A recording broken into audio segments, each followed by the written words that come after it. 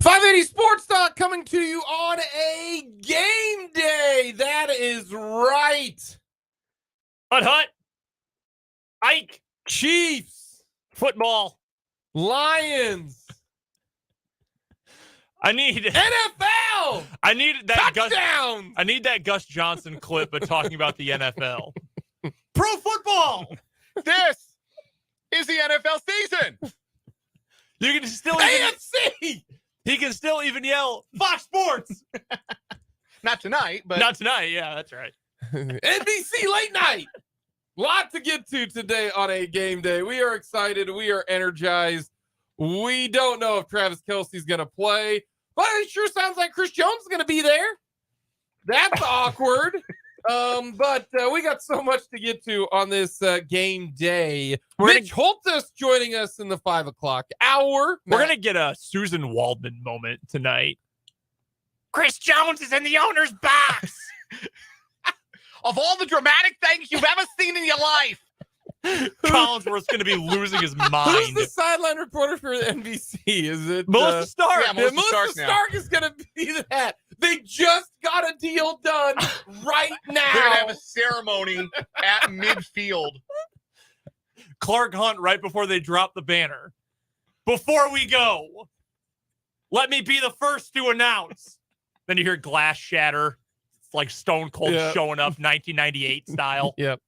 So we're going to get to plenty of Chris Jones, some Travis Kelce news, get our keys to the game. We'll talk about the Chiefs' high-octane offense in Game 1. We got so much to talk about on this game day edition of 580 Sports Talk. Let us know your thoughts. Hit us up on our text line, 785-272-9429. Give us your predictions. Would love all of that. Check us out on YouTube. Go to youtube.com. Search 580 Sports Talk. You can see all of our beautiful faces, myself, Brendan, and Dan. That's nice of you to say. Thank you for saying that. You're welcome. Chiefs versus the Lions. We are going to break things down with the pride of Detroit. Yes, the pride of Detroit. Jeremy Reisman writes for Pride of Detroit for SB Nation. We'll get to all of that today. Plus, we're going to give away some K-State tickets against the Troy Trojans. So if you want to check out some K-State action on Saturday, beware. That's going to be I hope K-State fans realize this is going to be a tough game, but we'll get to that coming up tomorrow. If you are listening to us from west of Manhattan or south of Manhattan, K-State is advising you take alternate routes to get to the game on Saturday. Yeah, don't go through. Yeah. Don't take 70 out of Junction. No, you go straight up through Junction City to Leonardville and then east. Like a lot of construction. Or just drive all the way to exit 313 and then go down Highway 177. That would be, no. Wait, no. Well, you got to go through Junction. No, the construction is between Junction and Manhattan. Yeah, that's right. Don't do that. Also, don't do what I just said. Don't do that. Yeah. No, go north. Yeah. And go around the Junction in Manhattan to get there. It's a pain in the tuchus. Plan for an extra probably 45 plus minutes if you're going to the game and you're from the west of Bill Snyder Family Stadium. If you're from the east, like we are, who cares? Live your life. Leave like an hour before kick. We're all good, baby. Live your life. Yeah, what is it, 45 minutes? Yeah. Fine, leave then. Yep, book it. Don't do that. I'm kidding. Don't leave 45 minutes before kick. You will not get there. Lions, Chiefs tonight. GEHA Field at Arrowhead Stadium. The banner will be dropped.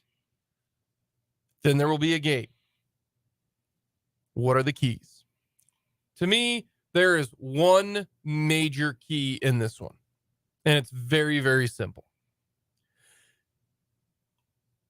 If you keep Patrick Mahomes clean, and this O-line is as good as we all hope it is, if Patrick Mahomes has time to make the throws, Reed's going to scheme him up, they are unstoppable in week ones, the Chiefs will win this football game.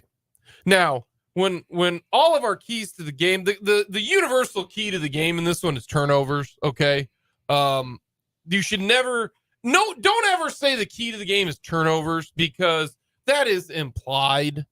If you've got 5 turnovers, you're not going to win the game, okay? It's like making a season prediction and saying, well, if there are injuries, well, it's football. Yes, exactly.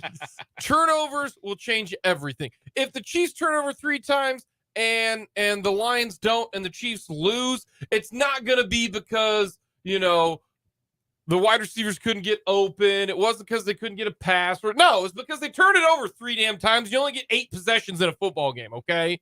That is why, all right? So I'm excluding the turnover factor here. Just protect Patrick Mahomes. If you protect Patrick Mahomes, you will be fine. Brendan has pointed out several times that Aiden Hutchinson, really, really good. Stud.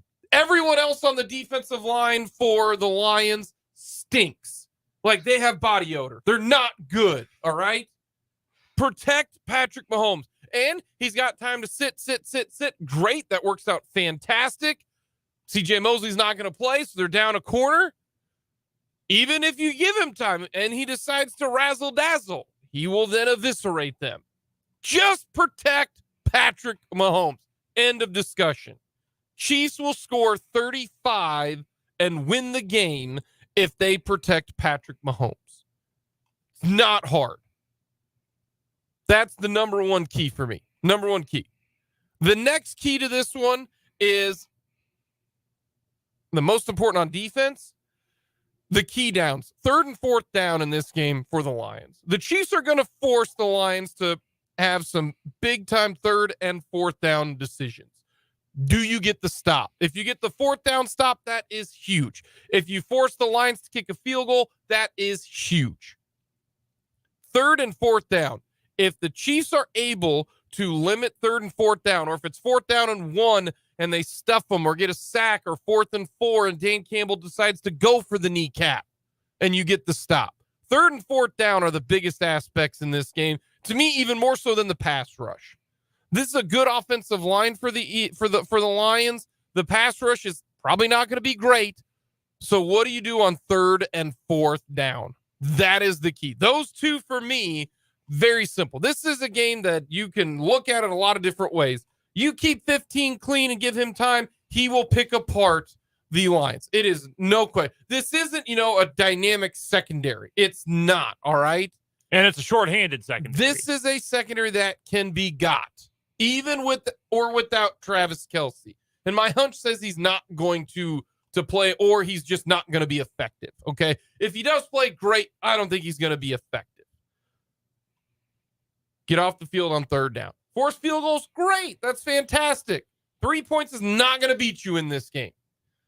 Those are my 2 big keys for this upcoming game. And I think those, if the Chiefs are 2-0 in my keys to the game, if they force the Lions to go 3 of 13 or 4 of 14 on 3rd down, the final score will be Chiefs cover easily.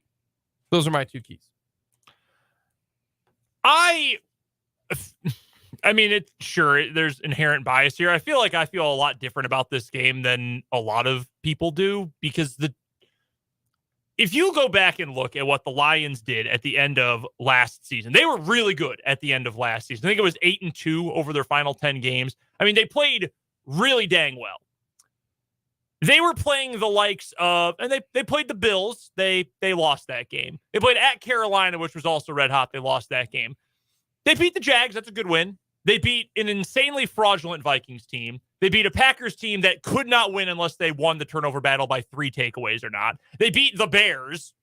Congrats. So did everyone else. So did everybody else in the NFL last year beat the Chicago Bears. Like, even at the start of their winning streak, they beat the Packers and the Bears. Like, I'm not nearly as impressed by Detroit as a lot of people are. I understand why there's a lot of hype. They've got some young pass catchers and offensive weapons that are tantalizing for sure. David Montgomery is a fine starting running back. Jahmyr Gibbs, understandable why there's a lot of hype behind him. Amon-Ra St. Brown, really good player. The Lions are not an explosive offense. Like last year, if you look at rate of explosive plays relative to your full offense, the Lions were not explosive. In fact, almost unsustainably unexplosive for how many points they put up on the back half of last year. That is not something that is especially repeatable. It is hard to put up that many points and have that much offensive success when you essentially are never moving the ball more than 20 yards at a time. That is really difficult to do. Let's also not forget Ben Johnson, their offensive coordinator. I think is going to be a head coach next year. I would be shocked if he's not a head coach next year, unless the Lions go like 2-15. Jared Goff has had all of like 2 legitimately good seasons. Not even a full 2. The year the Rams went to the Super Bowl with Jared Goff. And he was just robo QB for Sean McVay that year. And that got exposed at the end of the year when all the Patriots did was communicate their coverages differently for one game. And it turned Jared Goff into a pumpkin. All they did was just roll safeties late in the play clock, and it turned Jared Goff into Spurgeon Wynn. Like, it was a very basic change of pace, and former Viking, former Brown quarterback, and it totally threw him off. And then he was good for a half a season last year. Let's not forget who these pieces still are when it comes to the Lions. I get the hype. I understand the hype. You know who else had hype? And what would it have been? The 2018 Cleveland Browns. They were not actually any good. Remember 2019? It was, oh my God, the Browns, it's their time. They were so hot when Baker Mayfield came in. They sucked. They weren't any good. They weren't any scary to anybody. It took them another full year before they got to that point where they were even competitive. Brent, so, I hope you're right, man, because you got the Chiefs rolling in this one. I do. I have them winning by multiple scores in this game. The 2 keys for getting there.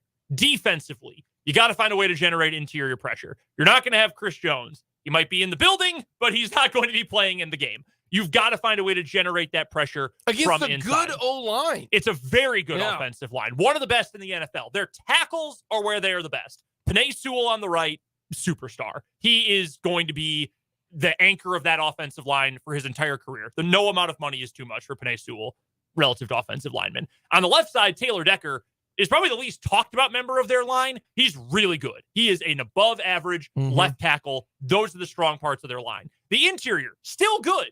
Their center, Frank Ragnow, been a good player for a long time. Their guards, very solid as well, but that is weaker than their tackle spots. I mean, nice to have Chris Jones in this situation. It would have been nice to have Chris Jones. So you've got to find a way to generate some pressure against those interior guys. Now that might be, hey, Turk Wharton, welcome back. Welcome to the show. You missed every single snap of last season. Congratulations. We're going to need you to generate 5 or 6 pressures in this game. We're going to need you to have the best game of your career, your first game back from an ACL tear. I personally, if I was in Steve Spagnuolo's shoes, and for the record, thank God that I'm not, I'm going NASCAR package here. I am moving Dana inside. George Karlaftis inside at times. I'm moving Mike Dana inside. Contract year, Mike Dana? Week 1 of contract year, Mike Dana? Both of you guys took the under on Mike Dana's sacks. I'm just pointing that out. I did, but Dana, maybe you move Malik Herring in there. Maybe Herring plays more on the edge. I love Malik Herring. You guys know that. Do something to try to get more of a pass rush presence inside. Don't completely abandon trying to rush off the edges against those tackles, but you've got to do something to get in Goff's face. He's not mobile. Jared Goff's not running on you. What if we go full Steve Spagnuolo? Blitz and blitz and blitz again. It wouldn't surprise me because, your best pass rusher is not going to play, and arguably your second best pass rusher, Charles Omenihu, is not going to play. So with those 2 guys out, you might have to get creative to generate a consistent pass rush. Goff has not done well against pressure. I think we are going to see some 5-man, a little more 5-man pressure than you might usually see, and maybe even some 6-man pressure as well. Leo Chanel game? I've been begging for that since they drafted Leo Chanel. They used him more as a pass rusher. And if you want to blitz, obviously that's going to mean you've got your corners have to win, your safeties have to win. They have to win their one-on-one matchups. Amon-Ra St. Brown's a really good player. Really good player. Do you know who else is a wide receiver for the Lions? Laporta. Well, he's the tight end, and I like Laporta. Laporta was my second favorite tight end in the draft this year. He ended up getting drafted second among all the tight ends. Rookie tight ends have a hard time acclimating to the NFL. Maybe it changes this year, but that is a trend over recent NFL history. It's hard for tight ends to acclimate as rookies. Lions wide receiver, Herman Moore. Not within the last 20 years, unfortunately. Okay. Josh Reynolds, total jag, Josh Reynolds. Khalif Raymond, fast, hands, suspect, to say the least. I literally do not know who Antoine Green is. I'm looking at the Lions depth chart right now. I don't know who that is. Marvin Jones is still in the NFL, and he's a starting receiver for the Detroit Lions. Yeah, Marvin Jones good. Marvin Jones was awesome like 4 years ago. Awesome player. Fantasy killer, Marvin Jones. That's your wide receiver group. So if you trust that your corners can win those matchups, and they should, then I'm totally fine bringing extra pressure from the second level or from the secondary. Real quick, because I know it took up a lot of time with that one. My other one, offensively, go horizontal with this offense. Try to stretch things out. You're going to get one-on-one matchups this entire game. The Lions do that anyway, and now without Travis Kelce to account for, you're going to get one-on-one matchups all the time in this game. Try to spread the Lions out. Try to get those safeties to cheat up, open up some of the deep stuff to Watson, to MVS, to Rashee Rice, whoever. Spread them out. Get Rice involved with the jet sweep stuff. Quick outs to Sky Moore. Use the running backs in this game. It's not necessarily horizontal. And I talked to Dan about this. I think it was yesterday on the show. Set up Noah Gray or set up Rice or Moore in the backfield. Put them next to Patrick Mahomes, double barrel shotgun, McKinnon on one side and Sky Moore on the other. Because if nothing else, sure, you're further behind the line of scrimmage. It's harder to get downfield that way. But you know what you get every single time? A free release. You do not get bumped. You do not get shoved. You do not get jammed. You get a free release every time. Great time to run a choice route of some sort out of the backfield when you've got all that extra space to run. Get creative with some of those things, and you're going to negate all that press coverage that the Lions are going to throw at you damn near the entire game. My first key to the game kind of points at the same thing, and the ability to generate explosive plays within the offense against man coverage by using pre-snap motion. No team is better at exploiting coverages and helping their quarterback and helping guys figure out how to get open and where the ball should go with pre-snap motion than the Chiefs. And they do it a lot. I think they were first or second in the league in running pre-snap motion last year. And they get a lot of explosive plays out of that. How many, you ask? They had 10 of them last year. And Doug Farrar of USA Today Sports had this stat in an article he published earlier today, that last year, when pre-snap motion was used and Travis Kelce was not on the field, which is, again, kind of up in the air as we speak right now, the Chiefs still generated 10 explosive plays last year. So that is the opportunity the Chiefs are going to have against this man scheme that I think they're going to see tonight from Detroit. A lot of pre-snap motion, a lot of what you call eye candy to identify what the defense is doing and then just find the open receiver. Patrick Mahomes is really, really good at this. They've had a whole offseason to come up with stuff for this, and they're always really good at it, finding the hot hand. Every year, and we're going to talk about this in the 3 o'clock hour, every year there's a receiver who just goes ballistic on week one. And I don't know who it's going to be tonight, but I'll give you where I might be leaning in my big Chief pick. But that's my number one key. Explosive plays, pre-snap motion, set up the man beaters, pick up big chunks of yards, give yourself a chance to put a big number on the board. The number two key of the game for me, Ben Johnson, the offensive coordinator of the Lions, who I think is really good at his job and is probably going to be a head coach at this time next year, has been purposely a little bit opaque about how they intend to use the rookie running back, Jahmyr Gibbs. They think that they're reinventing the wheel with this cat. There's a reason they moved up to take him, or they traded up for his pick, right? Or am I thinking of the other pick that they traded up for? They took the running back and the linebacker before like their other two picks. They took Jahmyr Gibbs 12th overall. Nobody in any kind of mock draft thought he was going to be a top 15 pick, and he went 12th to the Lions. They intentionally wanted this player. They are going to use him. He's a good pass catcher out of the backfield. He's really fast. He's a tough runner. You just can't lose track of him if you're the Chiefs. You want to make sure you've got a good matchup on Jahmyr Gibbs. You don't want to get caught with Nick Bolton in coverage against him, because I think that's a matchup they're going to lose. You don't want a defensive end trying to cover him out of the backfield. That is a matchup you will definitively lose, and lose big, and give up a chunk play. They did trade. They actually traded down and took him because they were 6th and then took him 12th. Okay. I knew there was a trade, but I mean, the fact that they still took him well before any of the quote unquote experts predicted. Every team says this, but they did say after the draft, we were going to take him 6th. And that's why we were comfortable taking him, trading down to 12. Yep. So I think that's the guy. That's the one guy, because he's total unknown coming into his first NFL game. The guy that I think the Chiefs need to make sure they don't lose that matchup, that he's not the guy that is picking up easy chunk yards out of the backfield in the passing game, because you know that that's how Jared Goff And Ben Johnson, the offensive coordinator, would love to use him and get him comfortable and get him into the open field where he can use that speed. All righty. I've got Justin Reed as my big chief. I think they got to have somebody play well on defense. He played well at the back end. I'm going to go Justin Reed. Who do you got? Give me Isaiah Pacheco. Pacheco running it. You're going to get a bunch of man matchups outside. Spread it out. Go 4 receivers, 1 running back, 3 receivers, running back, tight end. Run the ball a little bit. Who do you got? I'm buying the Sky Moore discussion Hype. more and more and more as this week has gone on. I think especially if Kelsey doesn't go, it's going to be a monster night for Sky Moore. Give me more. I got the Chiefs winning. I think they cover. It's down to 4.5 right now. I like the Chiefs, but I think it's a high-scoring game. Give me 36-30. I think the Chiefs, I think they're a late score by the Lions, but I got 36-30. Yeah, take the over in this one. Lions have gone over in their season opener 12 straight years, and 15 of the last 16 years they have gone over their total. Chiefs 35, Lions 24. I'm on the over, but I have the Lions covering. Chiefs haven't been very good to the spread in recent years, and I think that trend will continue. This one might be a little too close for comfort. Late Butker field goal, 34-31 Chiefs. Coming up, what's Chris Jones going to do? We'll tell you next.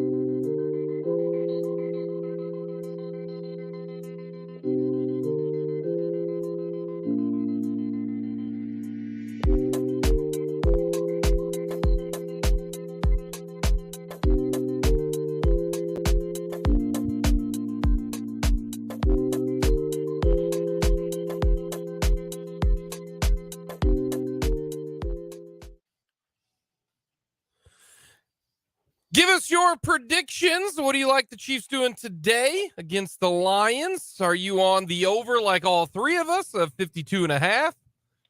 Or are you on the Lions to cover the 4.5 like Dan? Or are you on the Chiefs to cover the 4.5 like myself and Brendan? Or you are on the side of Chris Jones, who is going to be in the stadium in a suite.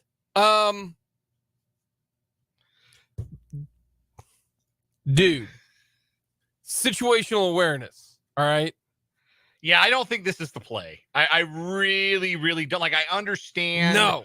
Like, okay, oh man, it would be really cool to be in the stadium and watch how the crowd reacts when they drop the banner or whatever it is that they do to celebrate last year's championship. Yeah, one way you could have gotten in for free as well.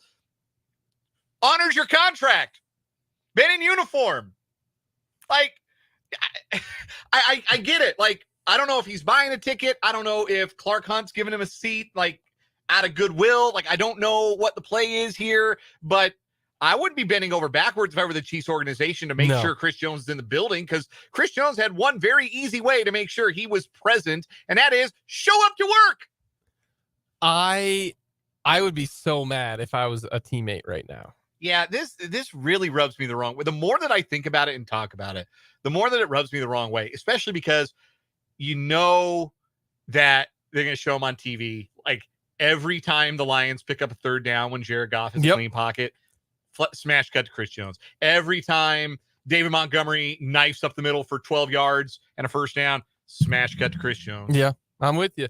I think he's back next game, because I think this is the whole hope. Like, the last gasp of this is that the Chiefs play so poorly on defense that they have to have him.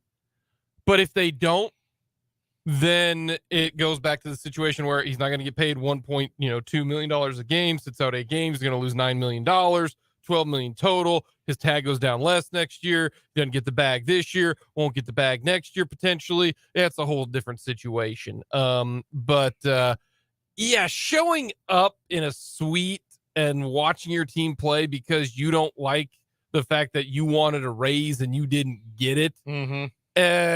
I'm not a huge fan on that. I really, really am not. Jeremy Fowler, though, did put out on his little notebook, he said, teams I've talked to believe the Chiefs do not want to trade Jones no matter how ugly this gets. Also, they say in the early portion of the season, he will continue to hold out.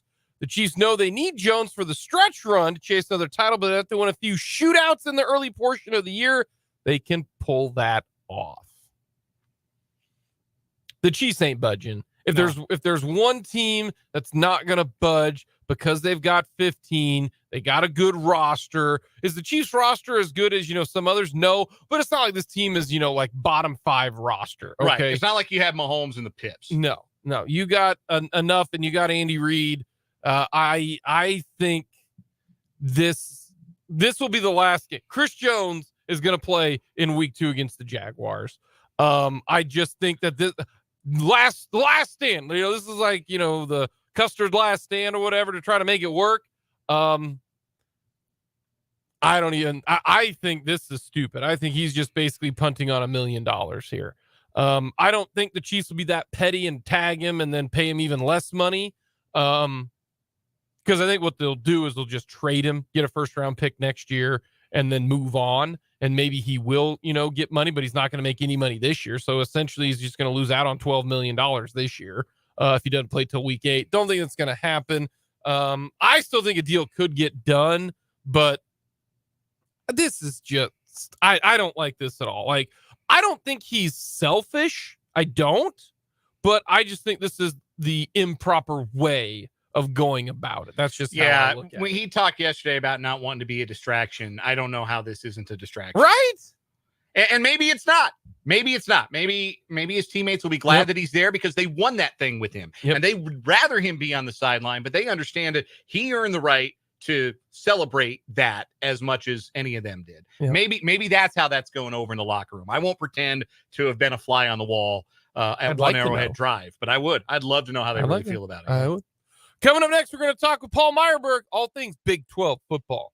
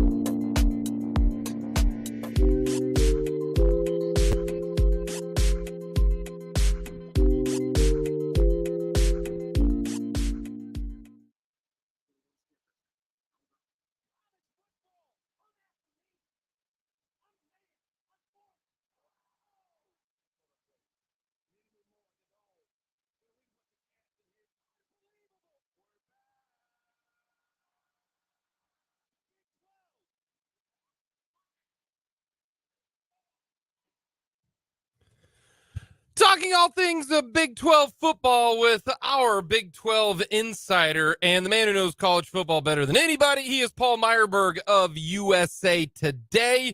You can follow him on Twitter at Paul Myerberg, USA Today Sports. Paul, week 1 in the books. How you doing? Yeah, 1/15 of the way done. When I think of it that way, it feels like we got a lot left, But again, like, season goes fast, guys. Live in the moment. Embrace the moment. Embrace your Saturday. I'm ready for week 2. Let's do this. All righty. Week 1, we'll combine KU and K-State because they played directional Missouris or state Missouris. What can you take away from week 1 for either KU or K-State? I don't think you can take too much, except for the fact that every time Jason Bean plays quarterback for Kansas, I mean, I understand they went 1-4, I believe, when he started games last year, but he's an effective guy. He can run the offense, and it gives you faith that if Daniels is limited, as we'll talk about tomorrow night, that the offense can still rock and roll. So that's really the only takeaway that I took from those 2 games. You knew they were going to blow both guys out. It was good to see Missouri State held to 17. Like I said, if it was 48-31, you probably would lose sleep a little bit, but all systems go. Nothing really to pick over at this point with those 2 guys. Well, let's stay with KU Illinois. It's a monster game. This game and BYU are my 2 swing games for KU. How do you look at this game against Illinois, who had to squeak by the Rockets of Toledo, and it's at home Friday night? Jalen Daniels is going to be back. How do you view and what's the important factors in this one? Yeah, I will say about Toledo, I don't put too much stock in that game, guys, for a couple of reasons. Number one, I think every team's got first game jitters. You got a new starting QB. Toledo also looks at that game as their Super Bowl, so it's good to go escape from that game with the win. I don't think that necessarily, if you're a KU fan, you should say, "Wow, they just beat Toledo by 1. We should roll." It doesn't work like that. The key to this game, guys, to me, is whether or not Daniels is 100% or it's Bean, whatever. If they mix and match, whatever it is, KU's got to be true to who they are. And the system works. They have to stay consistent with it, and they have to be willing to gamble, because I don't think that you're going to put up 12-play drives of 74 yards on Illinois. And that's not because Illinois is the 85 Bears, but they're a solid defense with a rock-solid identity. I don't think they're going to give up things very easy. So the key, I think, is just moving the sticks, and then having chunk plays to eat up those yardage, because KU can score on Illinois, but I don't think you're going to churn things out. So I'm really, really fascinated with how this game plays out. As I said earlier this year in the preseason, this, like you mentioned BYU, this is the swing game to me, because it's a reputation builder. Again, it's a confidence builder. And if you're 3-0 going into Big 12 play, and you've got to win against Illinois under your belt, I think it's going to propel KU to at least 6 wins, maybe get to number 7. So just an enormous, enormous game, guys. And I don't think KU's going to run away with it. I think it's going to be close, but I look at Illinois as a 3-point favorite. I don't know about that. This seems like a pick 'em to me, especially at home on a Friday night. Can KU handle the big rough and tumble physicalness of that Illinois offense? That to me is a big question in this one. Yeah, no doubt about it. And look, like we said, like, Illinois is not the ultimate example of what Big Ten football is about. They're a little bit old school, and that's not really a great thing for KU. I mean, you look at KU just in the last, 13 months or whatever, and the teams that they struggle with are teams that, get just kind of buckle up and hit you on the ground. And that's going to be an issue for them. I do think Illinois is going to have success on the ground, but KU as a team needs to face this kind of opponent and learn what they're about. Win or lose, I do think that you can take something out of this game that's positive. Either you look at yourself and say, hey, we're not where we need to be. We need to really get tougher up front. Or you say, hey, we can win games where we only have the ball for 24 minutes or 25 minutes because we love our offense and we trust our offense. So it's really a tell you something game for KU. And I know that on a Friday night, there are a lot of people around college football who are interested in KU, but really want to see what they're about because they want to know if they can really get on board and say the hype is real. So they're going to have a really captive audience. So it's a wonderful, wonderful opportunity for the program, for the players, for the coaching staff to really make a big statement. And if they win this game, the statement is this. Last year was not a fluke. We are for real. And I think if they can win this game, a lot of people who are still a little bit skeptical or on the fence are going to start buying in. Let's go to the Cats. They take on the Troy Trojans here at Bill Snyder Family Stadium. Troy went 12-2. Good team.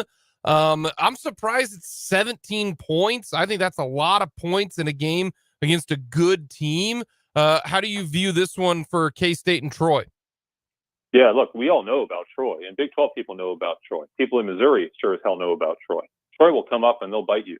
So I think Kansas State's going to be prepared for this. What is interesting about Troy and why I don't think this matchup is good for them is that they are what I would call a space-filling defense. Like, they fly to the football. They're not overly big, but they are aggressive and they're opportunistic. That doesn't match up well with Kansas State to me. Kansas State, if you're a fill defense, Kansas State's just going to run through you. So I don't think they're going to stand up very well at the point of attack. So I like Kansas State to win by 17 or so. I do think they have that capability. If you look back at week one for Troy, they only gave up 240 yards on defense, still gave up 30 points because they were -3 in turnovers.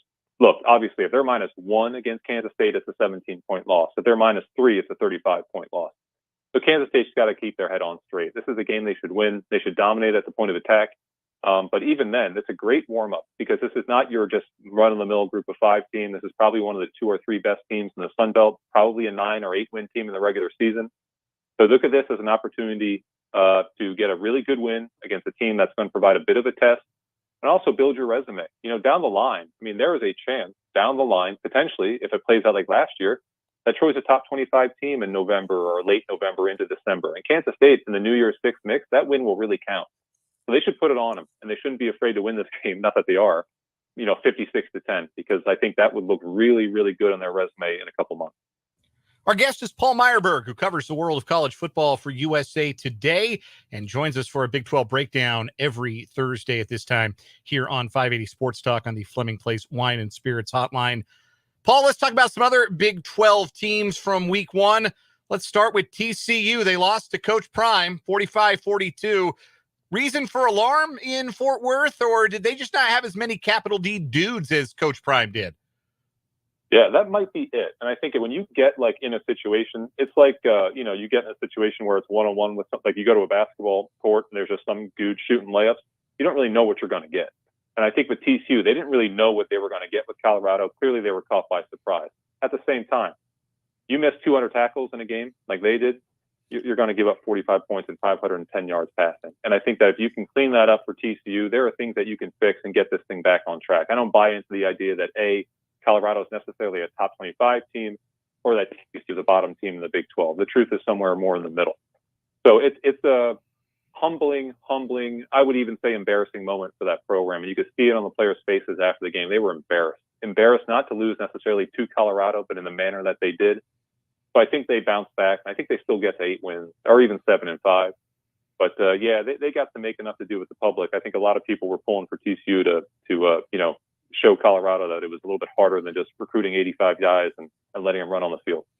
Who had the most alarming performance of any Big 12 team in week one? Oh, it's definitely Baylor, guys. I mean, Baylor, I don't even know what to say. I mean, that game was on late. I caught it. I watched almost in its entirety. Listless, uninspired, unprepared. Every single negative word you could say about a team in week one, that was Baylor. And I am just disgusted with their performance. I'm sure they are, and I'm sure their fan bases as well. So there's no way to shake that. You gave up 42 points and lost at home to Texas State, which had never beaten a group of 5 team in its history. You thought like TCU was embarrassed. Baylor should dig a hole and stay away for a while because that was really, really bad. I just don't know if there's any coming back from that, at least in the public perception. They got Utah on the Saturday.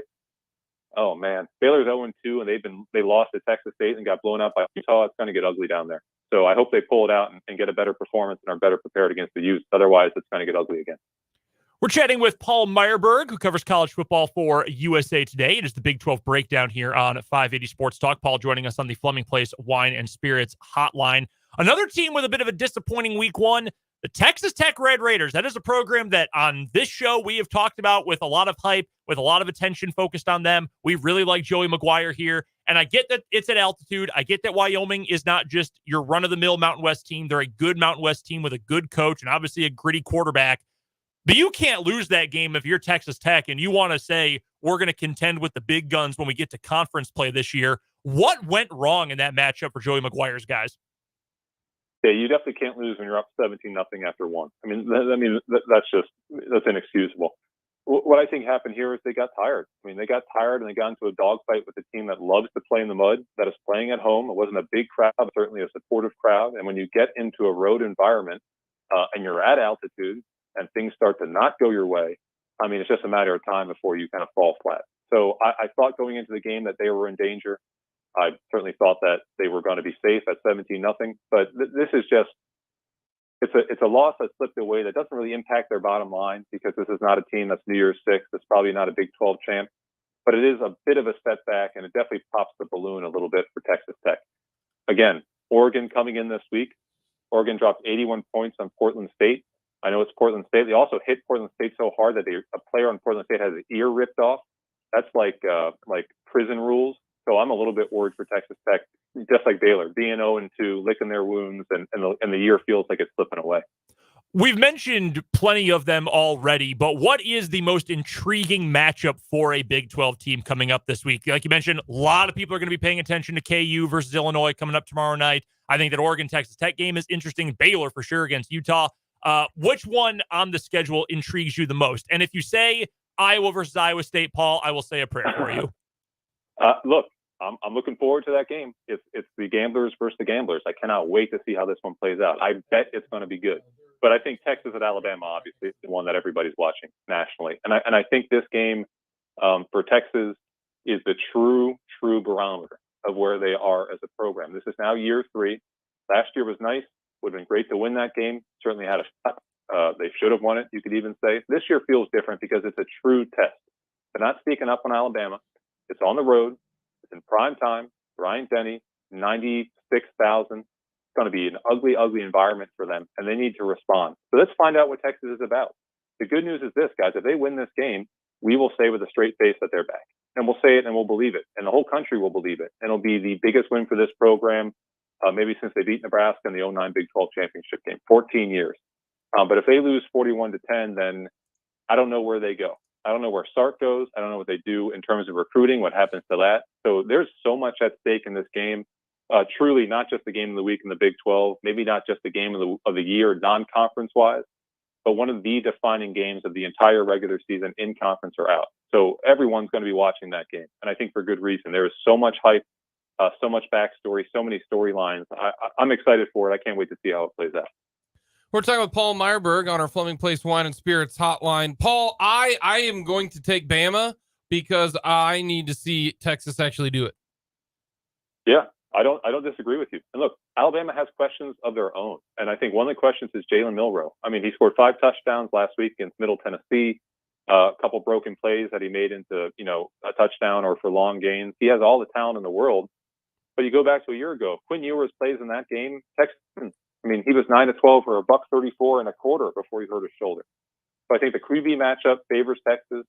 I think overall, wall-to-wall, the roster obviously favors Alabama. Home environment, coaching matchup favors Alabama. So I'm going to take the Tide, but I can't sleep on the idea that Texas is poised for some sort of breakthrough. And look, if it doesn't happen Saturday, maybe it'll never happen. But I do think they have a chance, a puncher's chance at Alabama. It really, really depends on playing clean football. You don't have to play an A+ game, but you got to play an A game. There's really no room for error for Texas. And if they can pull it off, power to them. If they pull it off, they're probably going to go to the college football playoff because you can win at Alabama. You probably are not going to lose to any team in the Big 12. When it comes to individual performances, what stood out to you in the Big 12? From week 1? Yeah. Yeah, I would say, I guess Quinn Ewers was okay. I was looking forward for more from him. His overall rating wasn't great, but I thought he was in control of the offense. Xavier Worthy had key plays. Will Howard caught, ran, and rushed for a touchdown, right? That was the first guy to do that in a couple of years, like the 5th guy ever in Big 12 history.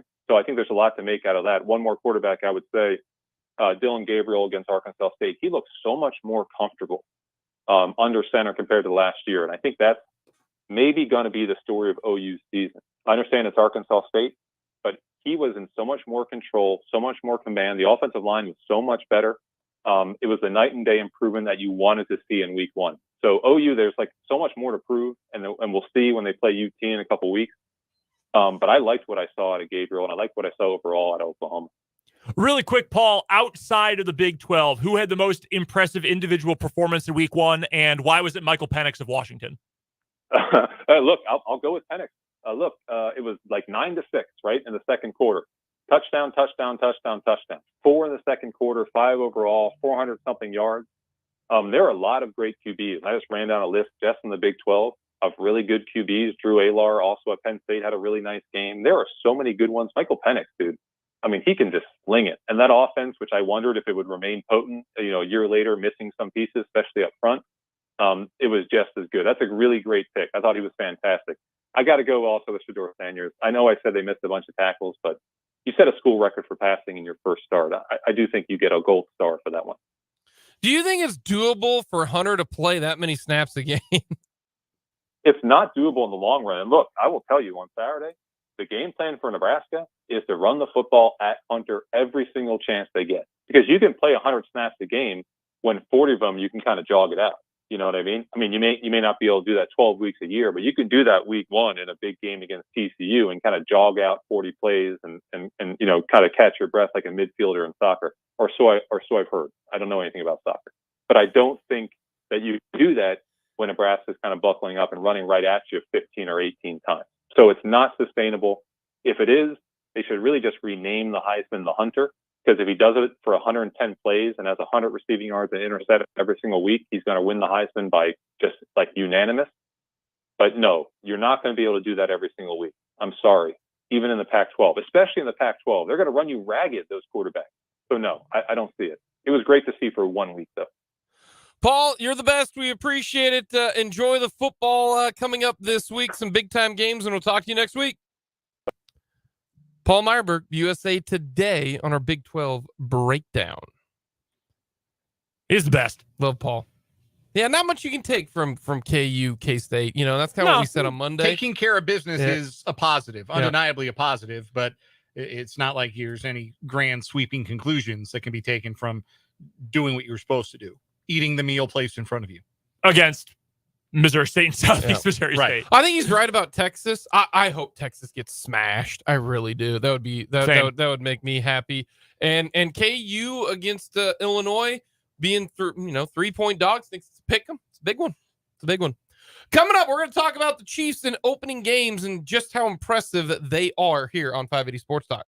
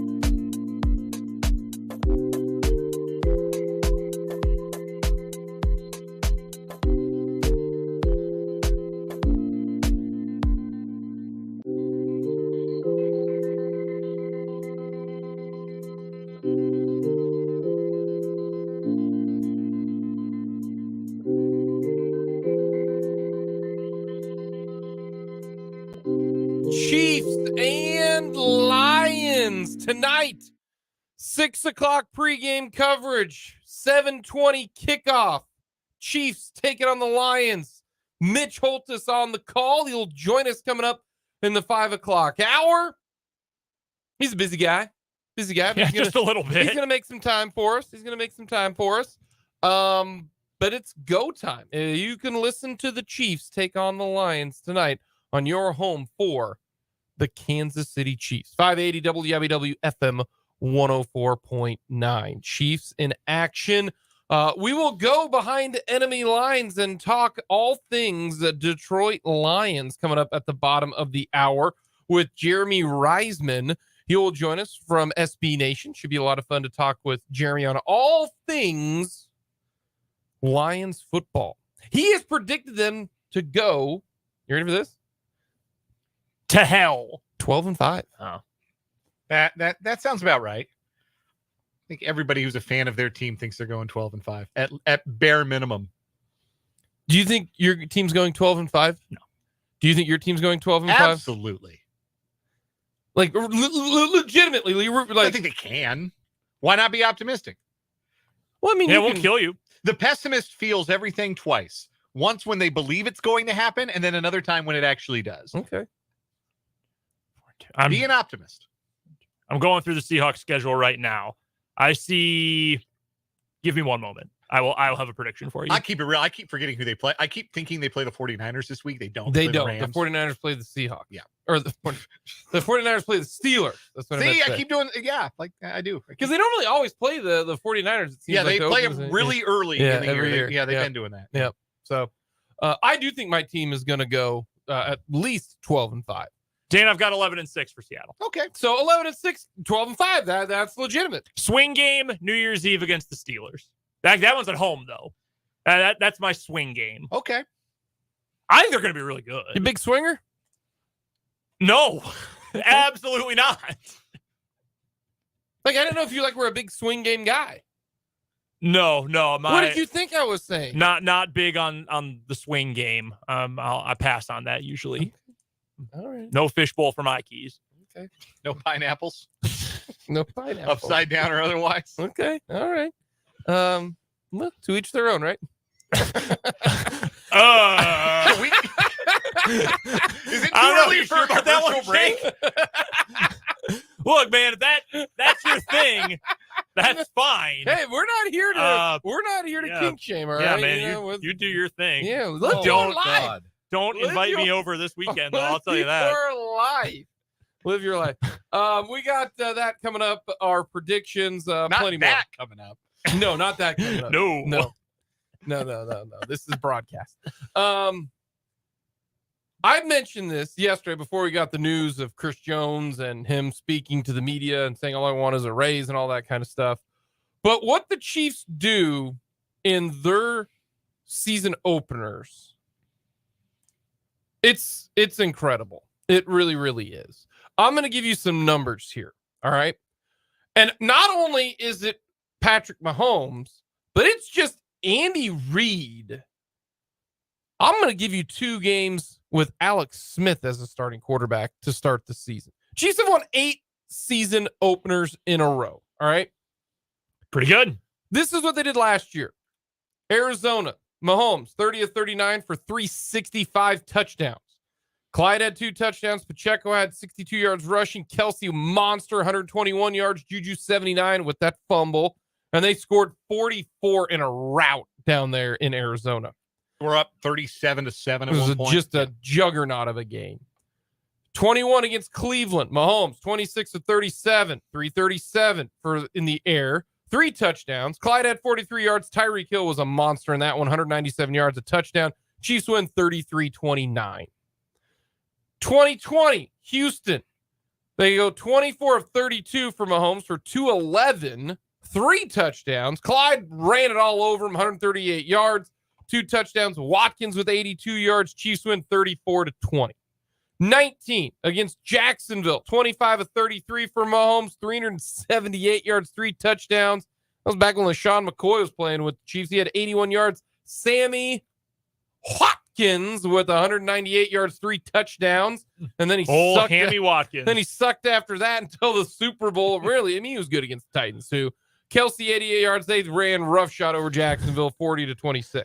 Real quick interlude. The Chiefs really did an amazing job over the last 5 years of signing guys who only show up in January and February. Really incredible. Playoff performers. Cornered the market on Frank Clark and Sammy Watkins. Yeah, and Kadarius Toney. Like, He was that guy for him last year. Yeah.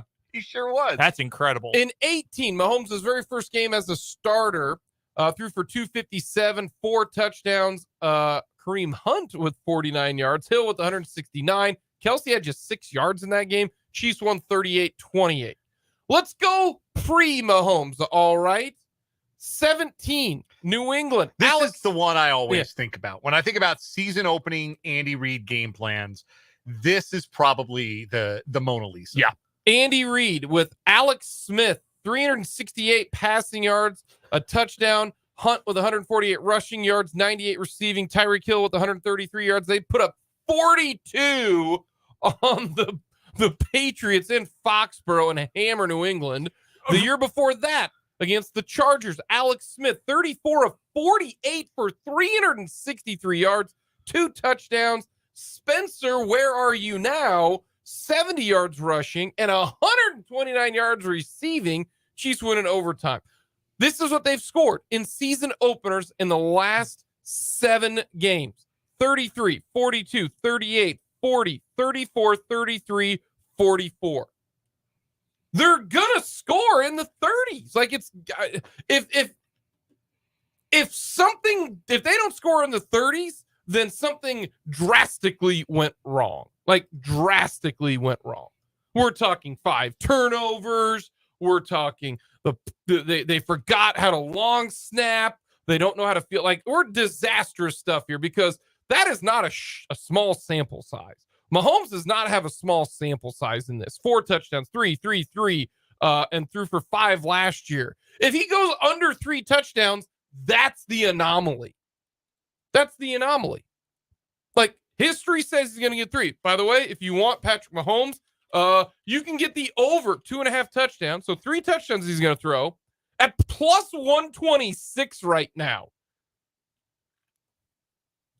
I'm not just saying, but I'm also saying that I don't see how you're going to, the Chiefs are scoring. I got them scoring 36 because I think maybe the Lions will have the football a little longer, because I think the Chiefs defense might be a little bit, light in the seat, as you like to say, Dan. So I think maybe it's a little bit low scoring, but the Chiefs are going to score. Like, they're going to score. And, the Lions defense isn't, great. Like, last year, their defense trash. This year, they tried to revamp it a little bit, but like we mentioned, they're a little bit short on corner right now. Their corners are not great. In fact, I would take the Chiefs' 3 starting corners over their best starting corner right now. I don't see how they don't score 30-some points in this game. I really, really don't. They'll be starting a rookie in the slot as well. But it looks like Brian Branch is going to get the start at the nickelback spot for Detroit tonight. Welcome to the NFL. What position did he play in college? Safety. And so now he's going to play nickel corner in his first NFL game? Yeah. That's interesting. What was that doofus's name for Philly last year? The dude who they just picked on. Marcus Epps. Like, if you're Brian Branch, you got to watch that game tape from last year. You got to watch the Super Bowl on repeat, the clips of Marcus Epps, and say, okay, here's a list of literally everything not to do in a football game. Because if I do any of this, I might not make it to week 2. It's not just the volume of scoring that, like, just the point totals that stand out when you look at these season opening games. It's also, number one, and I pointed this out earlier, there's always one receiver with a monster output.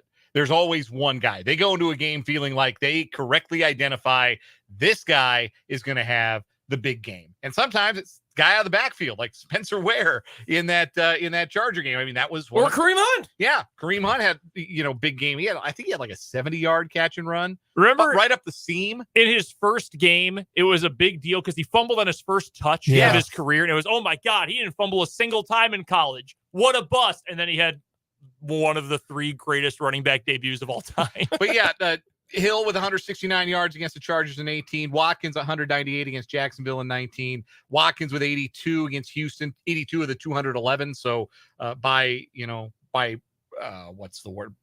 Proportion, that's a big game. 197 for Tyreek against Cleveland 2 years ago. Last year it was Kelsey with 121 yards.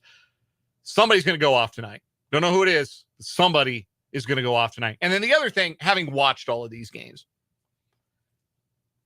it's the ease. Say it. Say it. Say what? Say it. They got whatever they wanted. That and all these guys are what? Butt naked open. Yeah. Apologies to the text line. Yeah. I'll say it once and Yeah. I'll leave it be. They They don't like when I say that. They don't like the imagery. put a pin in this. I've got to write down like where to cut this clip from the YouTube video of Dan saying these guys are butt and just cut it and then have to use that going forward. I'm with you. I watching the game last year. I mean, Juju was wide open everywhere. I mean, everywhere. So that's why I even if Kelsey doesn't play, the Chiefs elevated Matt the Bushman to the 53. That is break glass in case of an emergency. That Travis Kelsey does not go. It sounds like he's going to give it a go, according to Ian Rappaport and Tom Pelissero and all the the NFL newsers. That he's going to work out, see how it feels, and then Rick Burkholder is going to make the decision. I don't think he's going to play. I would not play Travis Kelsey in this game. The reason why, I am not going to risk a guy who's this important to the Chiefs for a game against the Lions when I still think that MVS, Sky Moore, Rashee Rice, Kadarius Toney, Isaiah Pacheco, future Hall of Famer Justin Ross are all going to be there. They've got enough guys. They do. They just don't have the guy. It's a collection of this a bunch of number 3 starters instead of a number 1 and a bunch of 4 starters. You can do some really good things if your O-line is this good, if you got that guy at quarterback and you got a bunch of number 3 starters. I think the Chiefs offense is going to be fine. Now, if they were playing the Chargers, I'd have a completely different situation with this. If they were playing the Bengals, conference game, division game, those matter a little more in the tiebreaker. The Lions defense is not going to be great overnight. They don't have. Do they got a Bosa? No, they don't. They don't. Aiden Hutchinson's really good. He's not quite, but he's not that far off either. So, and I think that the Chiefs offense will put up points for a lot of different reasons. I have almost to the point now where I don't want Travis Kelsey to play. Let his knee heal. This is a game that they can win without Travis Kelsey. If Chris Jones were playing in this game, we would be screaming, "Don't play Travis Kelsey! Don't play Travis Kelsey!" But because he's not playing, you're worried about the defense in this situation. I don't think the Lions are going to score on every possession. I think the Chiefs can. I think that's how good this Chiefs offense can be in a season opener. I feel that way about the Chiefs every time I watch them. When they don't score on a possession, it almost feels like, hey, what went wrong here? Most of the time we're like, well, this dumb play calling. What the heck are we doing here? Why did they call that play? Right? To the point about Bushman's elevation from the practice squad, I wouldn't read too much into that at 3:20 p.m. We're now 4 hours exactly until kickoff. And we're not going to know if Travis Kelsey can play or not until the inactive list comes out. Was that coming out at 5? 90 minutes prior to kick, usually. I think this is more about if Kelsey can't play. We discussed this when the news of his injury broke. The Chiefs run a lot of 13 personnel, 1 running back, 3 tight ends. We've only got 2 tight ends on the active roster if Kelsey can't go. So there's a lot of 3 tight end stuff that I'm sure the Chiefs have in the holster that they want to use, especially if they want to run the ball effectively. And I think elevating Bushman is strictly a insurance policy for the 3 tight end stuff that they have in the holster if Kelsey can't go. I wouldn't read. I know that a lot of people, they saw that elevation. They assumed that immediately meant, well, Kelsey's obviously not going to play. I would be careful assuming that. I don't think that necessarily means that is definitely going to happen. This is just a hedge to make sure that if Kelsey doesn't go, they have a third tight end and they can run the ball out of 13 personnel like they like to do. Also, it's not like the thought of the Chiefs hanging on to 4 tight ends at a time would be some sort of foreign concept. They have done it. Fortson's been banged up, but they've done it the last 2 years. They've planned to have 4 tight ends. So that wouldn't, I saw a lot of that reaction too. Like, Kelsey's out. No chance. Kelsey's out. Change fantasy rosters. I would not jump to that. It's certainly possible, but I would not jump to that. I think it's more so that let's say Kelsey is active. I don't want him in the line of scrimmage amongst, the trenches. Get that knee away from the trenches. Put the Bushman in there in the trenches, right? Let Kelsey just run and make plays. So I'm with you. I don't think he's going to play.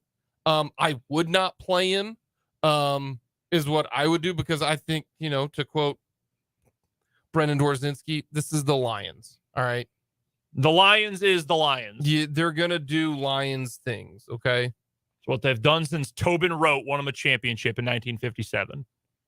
Who? Tobin Rote. Former Packer. They had to get a Packer quarterback to help them win a championship. Not what did you mention earlier? What quarterback name? Spurgeon Wynn. Spurgeon Wynn. Incredibly useful, immaculate grid player. He played 2 seasons, one each with the Browns and the Vikings, and never played again. Spurgeon Wynn. Where did he go to college? Oh, I feel like I should know. He went to a real school. As opposed to a fake one? Yeah, he didn't go to Bishop Sycamore. South Carolina, something like that. Southern school. I'm going to go Virginia. Yeah, Texas State. That's right. Hey, Texas proud State. Bobcat. Hey, look at the Bobcats. Southern-ish. Yeah. I bet he's pumped that they beat Baylor. I bet you he's #1 fan of Texas State. Yeah. Bobcat pride. How about that? Maybe when he was there, it was still Southwest Texas Teachers College. Spurgeon. Yeah, not many famous Spurgeons. Can you name another? No. I know a few famous surgeons and maybe a famous sturgeon or two. If you Google just Spurgeon, a famous Baptist preacher named Charles Spurgeon pops up, spelled differently. He's also English. I remember former NHL player Pierre Turgeon. I think it was pronounced Turgeon, but still. I know a Mark Turgeon. Yeah. Peak his own. That's all I got. That's all I got in this situation. It is a gender-neutral Scandinavian name that means little twig. Thank you, babynames.com. I can't imagine looking down on my baby being like, look at this little twig. I hope there's a name that encapsulates Spurgeon. what I see when I look at this little twig of an infant. Preferably Scandinavian. We still got our K-State tickets to give away for the game against the Troy Trojans. Yes, we do. So we'll give away some tickets coming up. We're going to talk with the Detroit Lions. He covers the Detroit Lions. Jeremy Reisman of Pride of Detroit. Get his thoughts. He does have the Lions going 12-5. What do you have the Lions going? 0-17. No, I'm kidding. Give me 5 seconds and I'll tell you. I need actually more than just 5 seconds. But Well, they're going to beat the Bears twice. I say 10-7. And they've struggled with the Bears. Even some bad Bears teams, the Lions Really? have struggled with them. Let's see. Momentarily. They split with the Packers. They'll split with the Packers. 8-9. They got an easy schedule. They play the Raiders at home. Go to the Buccaneers. Play the Broncos. 10-7. I'm telling you. Division champs. Only I am bold enough to say it. 8-9. You got the Vikings just cratering, huh? Like, I think that's going to be a division where nobody's worse than 7 wins and nobody's better than 10. It's kind of going to be a bit of a jumble. All righty. I can see that. They've got Justin Jefferson, though, who They do. Worth the price of admission. I thoroughly enjoy that. And I went to US Bank Stadium and it was a lot of fun. A lot of fun. By the way, Minneapolis, downtown Minneapolis, boring. Oh my goodness. You guys, I was there. I got there Friday night.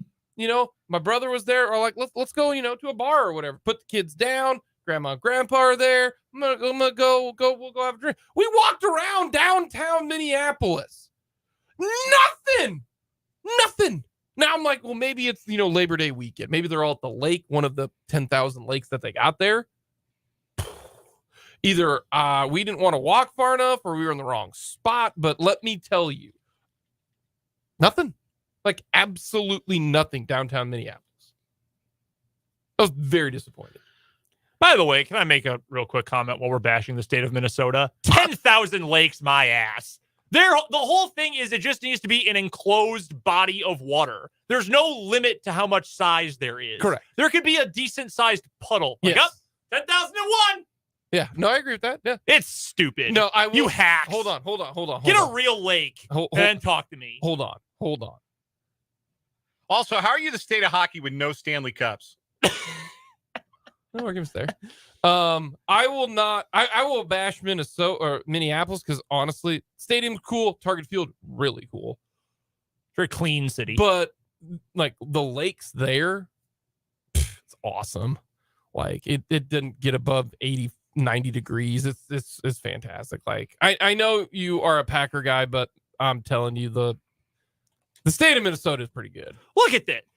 From the University of Minnesota and their Sea Grant University page, it talks about 16 independent basin lakes that are realistically just one, but people count as 16. Get out of my face. Liars. They named their Fraud. hockey team the Wild. Isn't that stupid? Fraudulent. Wild. What is that? What is that? What is a Wild? Well, I'm a Wild. Never mind. Maybe the Lions will win the division. Viking frauds. Remember that Viking fan who put on super bikes at the bar the other day? I haven't forgotten. Also, can we wrap this all the way around? The current captain of the Minnesota Wild, per their Wikipedia, Jared Spurgeon. Coming up next, we got Isn't life funny? We got either or over under. I'm gonna head to Yager Stadium, Washburn, home opener against the Missouri Southern State Lions. 6:00 kickoff, 5:30 pregame. The game will be in the third quarter by the time the Chiefs kick off, so you can kind of go do both. But we'll be talking plenty of Detroit football coming up here on 580 Sports.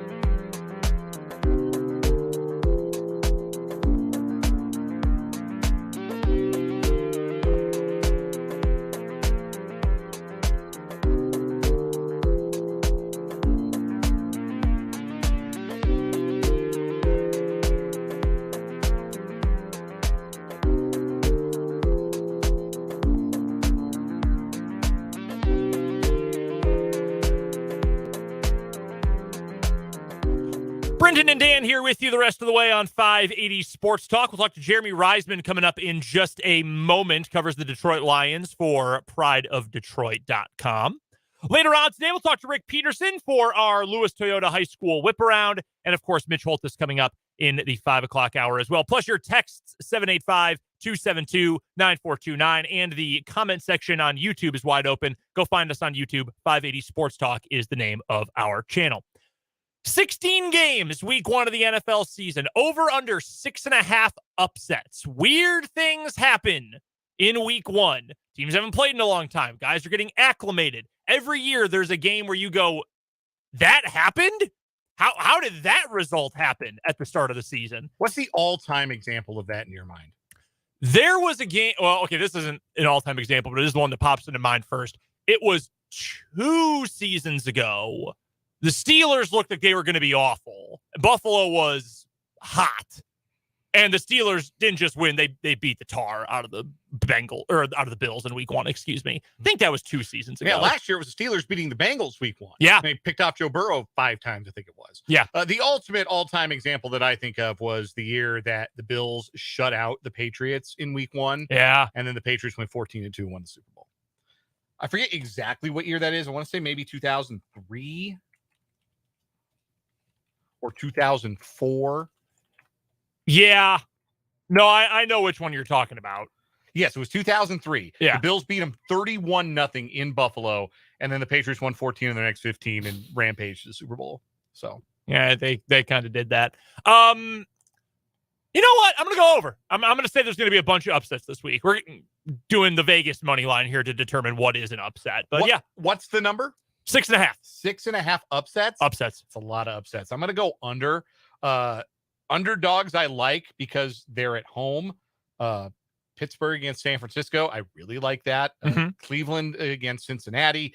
Cleveland has a really good roster. The question is, can Nasty Man be like average? Because I think if he's average, Cleveland's borderline playoff team. I don't know if he can be, though. I'm skeptical, but home dog. Who else is a home dog this week? Indianapolis is a home dog, but they're going to be terrible. New England's a home dog against Philadelphia. That's pretty interesting. Dolphins +3 against the Chargers at home? No, that's in LA. Is that in LA? Yeah, that's in LA. Giants are dogs, home dogs against Cowboys. Jets are home dogs against the Bills. Maybe there's an upset there. Yeah, I can't find 6. I can't find 6 upsets on this slate. I'm going to go under. I would like to blame Vegas Insider for that. They have the Dolphins on the bottom row. I figured that means they were the home team. Anyway, I'm going to go over. I think it's going to be a weird week in the best way. Over, under. I'm going to put it at 11.5. Camera shots of Chris Jones in the stadium tonight on the NBC telecast of the Chiefs-Lions game. I'm going to go under because I think they're going to have fewer shots with him on camera longer. We're going to have quality over quantity in this match. Like, there's going to be a point, second half, like late third quarter, where the camera's going to be on him for the entirety of the play clock. Maybe they'll even split screen it. But I think they will use it as kind of here's where we're going to get on our soapbox moment, and he's just going to be on there for a long time. What if I set the number at 5.5? Over. I'd go over there. Okay. Yeah, I think it's going to be a lot. Like, every time they give up a gashing run up the middle, every time Goff doesn't get pressured and gets the ball out, they pick up a third down. Every time the Lions score, we might get a Chris Jones reaction. Yeah. We also might get some good Chris Jones reactions when the Chiefs do something good. I mean, yeah, Chiefs walk it down the field and Chris Jones in the suite doing the gritty with the Katz brothers. We're going to see that. So who knows? You're just going to see a lot of him tonight. It'll be tonight's version of last year, where it felt like the announcers were contractually obligated to mention that Tyreek Hill did not play for the Chiefs anymore. Yes. A habit that grew so tiresome, even my wife was sick of it through 4 weeks. Every game we would sit and watch together. She'd go, why do they have to talk about Tyreek Hill again? He's not on the team. Get over it. And she was right, but they kept doing it. Yep. It's like there was a gun to their head and they had to say it. Let's get to a break. We'll talk about the Lions and Chiefs with Jeremy Reisman coming up next on 580 Sports Talk.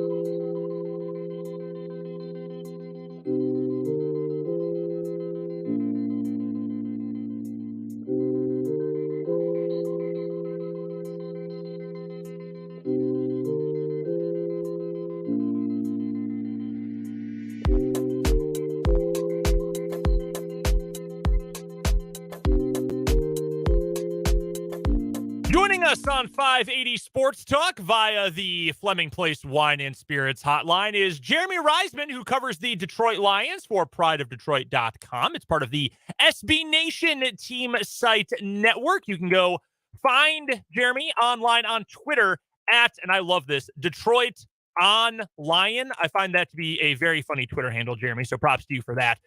Talking about Chiefs versus Lions coming up tonight. And Jeremy, let me ask you this question. We cover the Chiefs here on our show, but I will tell you from my perspective, I grew up in Chicago and I'm a Green Bay Packers fan. So I have spent the majority of my life not thinking all that highly about the Detroit Lions. But this team is different. Their offense was incredible at the end of last season. It was 8-2 in the final 10 games. Full buy-in to what Dan Campbell is selling. Jared Goff looked as good as he ever looked in the back half of last year. Can you put into context just how intense the hype is for this team right now? Well, I'm 37 years old, and I have to say this is probably the most hype I've ever seen in my lifetime. It's and you know, there's a lot of crazy things that I mean I've never seen before. Them being the favorite to win the NFC North is one of them. They haven't won, obviously, the division in 30 years. So for them to be considered favorites just goes to show you how much good faith they've built up from the finish last year, from, you know, all the Dan Campbellisms and all the offseason moves they've made. And and the fact that they're opening the season, right? Like that alone has to be a sign that things are different here, because that's never happened. They've never opened up the season in the NFL. The only time they've ever played the Super Bowl champs week 1 in NFL history is after the very first Super Bowl when the Green Bay Packers won it. So it is truly kind of undefined waters here for Detroit Lions and Detroit Lions fans. And I can tell you, you can feel it in the city tonight. What's next for this team? And that feels like kind of a question with finality, but as we move from 2022 and the upstart, wow, look at the Lions, and they have that huge win at the end of the year against Green Bay. They go into the offseason with all this momentum despite not making the playoffs. What is next for this team? Beyond even just, well, got to get to the playoffs or win the NFC North. How do they continue to improve? What can Dan Campbell's group, Ben Johnson's offense, Aaron Glenn's defense, whatever, do to take this team to the next level where they go from being spooky to actually being a contender? Yeah, well, I think it's winning big games like tonight, honestly. Maybe that sounds a little too simplistic, and maybe, you know, they took the first step in that with the Green Bay finale last year, kicking the Packers out of the playoffs. Not to bring up old memories there, but yeah, like it feels like this has been in spots before where there's been a lot of hype. Not this much hype, but there's been a lot of hype. And then when those big games come, it's all about those moral victories. Well, we played the Chiefs close. Like they played the Chiefs close 4 years ago in Ford Field. Being able to actually win these games consistently, you don't have to win them all. No team wins all these competitive games, but you have to show that you can hang with the big boys, that you can steal a game on the road against what some people think is the best team in the NFL. And then, yeah, it's not only make the playoffs, not only win the division, but this team has won one playoff game in the Super Bowl era. So I think that's kind of the basement of expectations this year, is not only to win the division, not only to get to the playoffs, but win a playoff game for the first time in 30 years. And that's admittedly, that's a very high bar to set for this franchise given everything. But I think that's where the next step of this franchise is, because even last year, they proved they can at least hang with some of these teams. In that 8-2 finish to last season, you know, they beat the Jaguars handily, a playoff team. They beat the Giants, a playoff team. And then they beat the Vikings, another playoff team. So they can beat kind of those higher to mid-tier teams. But again, hanging with those elite teams is really the next step for this franchise.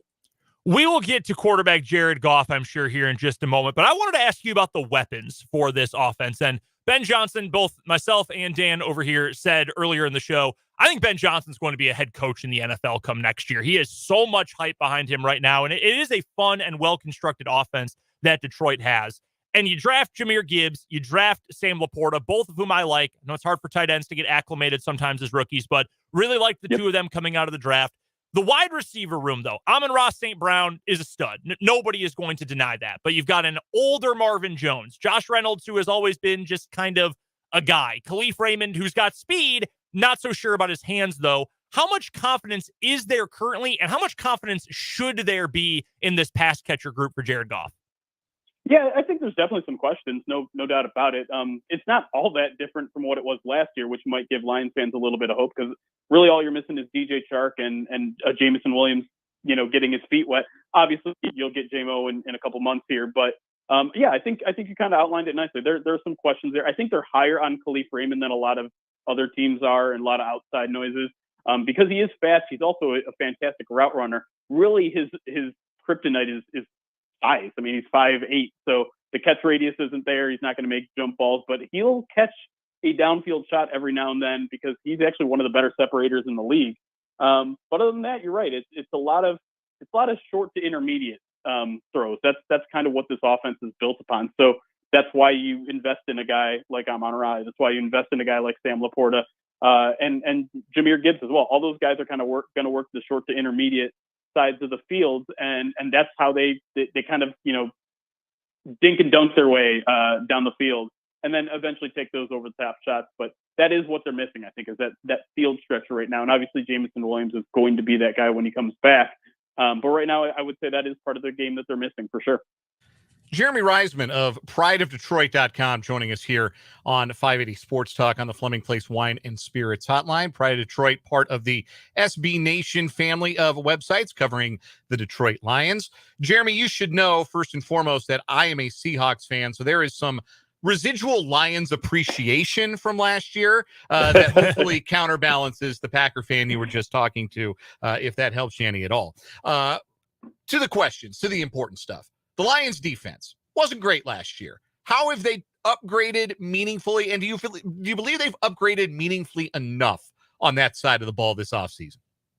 I actually do. I think I'm one of the few lone people here in Detroit that believe that the Lions defense took a pretty significant step this year. And part of it is that it started to happen towards the end of last year. They actually became, I think, in terms of scoring defense, a middle of the road team, like a 16th to 18th in that 10-game stretch to the end of the year. So they started kind of getting the ball rolling a little bit. And I think part of that is just your young players getting better. Your Aiden Hutchinson's improving by the second half of the season.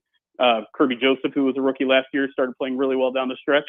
But then this year they're basically bringing in 4 different starters to the secondary. Now, Emmanuel Mosley won't play in this game, but he's a guy that they're going to rely on down the stretch.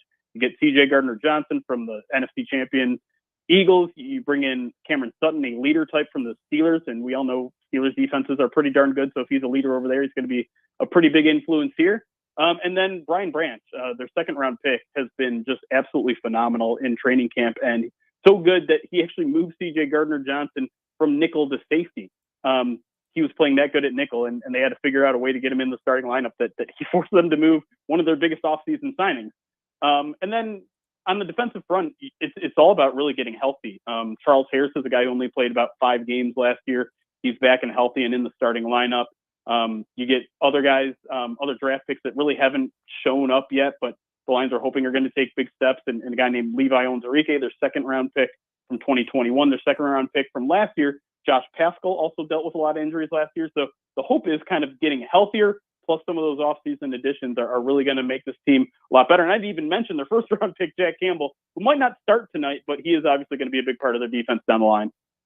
How much do you expect Jahmyr Gibbs to be a part of the offensive game plans week in, week out? Ben Johnson has talked about having some plans and maybe using him in some ways that people aren't expecting, which I guess that could mean they were going to play him at left guard or something, or I don't know what that actually means. But obviously they thought very highly of him. They thought highly enough of him to draft him with the 12th overall pick. How involved is he going to be, and in what ways is he going to make the biggest impact? Yeah, well, I mean, they had Penei Sewell catching passes last year, so who knows where they're going to put Jahmyr Gibbs. But I think he's going to be very involved in the passing game. I think they really like David Montgomery as their lead back. I think he's going to be your kind of first and second down guy. But I think they're going to try to put Jahmyr Gibbs all over the field. I think he's probably and if I had to guess right now, he might catch more passes than runs this season. I do think they really like him in that Alvin Kamara role. So you're going to see him out wide. You're going to see him in the slot. You're going to see him in the backfield. You might see both of them on the field together. I think you don't spend the 12th overall pick on a guy unless you plan on using him a lot, and probably right away. So even tonight, I would expect him to, at least get 10-ish touches on the day. And it'll probably only increase from there. Looking ahead to tonight's game, kicks off in just under 4 hours as the Lions take on the defending Super Bowl champion Kansas City Chiefs tonight. What matchup in this game do you, as someone who knows the Lions, roots for the Lions, believe is the best matchup for the Lions? The one aspect of this matchup that makes you feel like, yes, we have a decisive edge here. Yeah, no, I think it's a pretty easy one for me. It's the Lions offensive line versus the Chiefs defensive front. And yeah, no Chris Jones is pretty much all the analysis I need to give there. But obviously, the Chiefs have a lot of young guys on their defensive front and Karlaftis and their first round pick this year. So they're hoping those guys take an extra step. But the Lions offensive line is healthy for the first time in the Dan Campbell era. Literally, the starting 5 offensive linemen have not started a single game together until tonight. Presumably none of them get hurt in the next 3 hours here. And so that's how this offense has been so successful in the past year. It's keeping Jared Goff clean. He's actually one of the best quarterbacks and efficient quarterbacks and accurate quarterbacks when he's in a clean pocket. And then obviously the run game. This is something that they emphasized last year. I think they were 11th in rushing efficiency last year. And I think the expectation is that they're going to be even better this year. So, I think some people think that's the game plan to beat a guy like Patrick Mahomes, right? Keep him on the sidelines, run the ball, make sure you have long extended drives and you finish with touchdowns. And this team was, I think, 5th or 4th in rushing touchdowns last year. And so I think that's really where the biggest advantage the Lions have tonight is, and it might carry them to at least be close in this one, I think, from first quarter to fourth quarter. Final few questions for Jeremy Reisman, who covers the Detroit Lions beat for prideofdetroit.com and SB Nation. You can find him on Twitter at Detroit on Lion, and he joins us here on the Fleming Place Wine and Spirits hotline to preview Chiefs versus Lions coming up tonight. Defensively for the Lions here, Jeremy, if Travis Kelce is or is not able to go, how does that change what Aaron Glenn is going to try to do defensively with his guys? It's a great question because I think talking to Aaron Glenn and Dan Campbell all week, Travis Kelce was kind of the front plan. It's the main objective is to slow him down because of the chemistry that him and Mahomes have. So obviously it changes a lot of what they're going to do. I think, they were probably thinking about bracketing him. Like I mentioned, Brian Branch has been so good in training camp that he was probably going to play the nickel, which might mean lining him up against Travis Kelce, but I have to imagine they would give a rookie some help going up against a future Hall of Famer like that. If not, I think maybe the Lions just play the game that they want to play, and maybe they dictate what they want to do a little bit more than allowing Travis Kelce to dictate what they do. So, it's a huge, huge, huge, huge difference. And, I'm eager to see what the Lions do out there. If Kelce's in the game, I kind of want him in the game for that reason, just to see how the Lions would defend someone like that. But I'm not exactly going to be too upset if they decide, you know what, let's take a week off, Kelce. You'll be fine next week. Okay, that brings up an interesting question that I always am fascinated to ask sports fans of any kind. Are you more in the camp, Jeremy, where you will say, no, I want our opponents to be healthy. I want all the starters out there. I want to beat them at full strength. Or are you more than happy to take advantage of a team that's beaten down, injured, and maybe has an all-pro who has not reported yet? Well, let me first say that obviously I'm never rooting for injuries. Sure. But I'm very much of the ilk that you get wins any way you can. So if that means going up against the worst version of the Kansas City Chiefs and getting the win, there's no asterisk in the standings. I will take that. Absolutely. I'll take the easier route. I don't care. Nobody understands never apologize for a win more than somebody who has watched their team go in 16, I would imagine. Exactly. That's a great point. All right, Jeremy, let's get a couple of predictions before we let you go. And we really appreciate you taking some time for us today. It's great stuff covering the Lions. Number one, give us your prediction for tonight. Do the reigning Super Bowl champs get the win, or do the upstart Lions shock the world? I have to give it up for the defending champs here. I have it 30-28 Chiefs, and I do think this is just going to be a close game the entire way. And the way I basically have it coming down to is if this game is close at the very end, who do I trust most on the field between both teams? Patrick Mahomes. The guy needs 17 seconds to score a field goal. So I think the Chiefs are going to pull this off. It's obviously a huge stage for them, and as much as it's a huge shave for the Lions and to prove that they belong, I think they'll more than enough prove that they at least belong on the same stage as the Chiefs, and hopefully they can carry that over to next week and take on your Seahawks. And real quick, season prediction for the Lions. It's been a while since they've been to the postseason, certainly a favorite in the postseason. But this division, you know it and I know it, not very good this year. Yeah, no, and this is where I might lose some of your listeners here a little bit, because I am very optimistic about the Lions team overall this year. I got them at 12-5 this year, which is, I think it would tie the team's franchise record for wins in a season. But again, I think this offense should be able to pick up from where it left off for the most part. I think, like you said, Johnson is a very good schematic guy, and the fact that they still have a really good, really healthy offensive line right now, that fixes a lot of holes that you might have at your skill position. And then defensively, as I said, I think this team is going to be a lot better this year. And so you go up against an easier division. You go against a second place schedule instead of a first place, like the Vikings will have to. And I think this is a road paved for the Lions to really make a run at being a very legit team. And considering they still have one of the youngest rosters in the league, I think they're only going to get better as the season goes on. And hopefully that it's not just this year that we're talking about the Lions having a good playoff shot. Jeremy Reisman of Pride of Detroit joining us to preview Chiefs-Lions this evening. Jeremy, thank you so much for the time. Enjoy the game tonight. All right, you too, fellas. Coming up, we've got our national and local news, more 580 Sports Talk after that on 580 WIBW.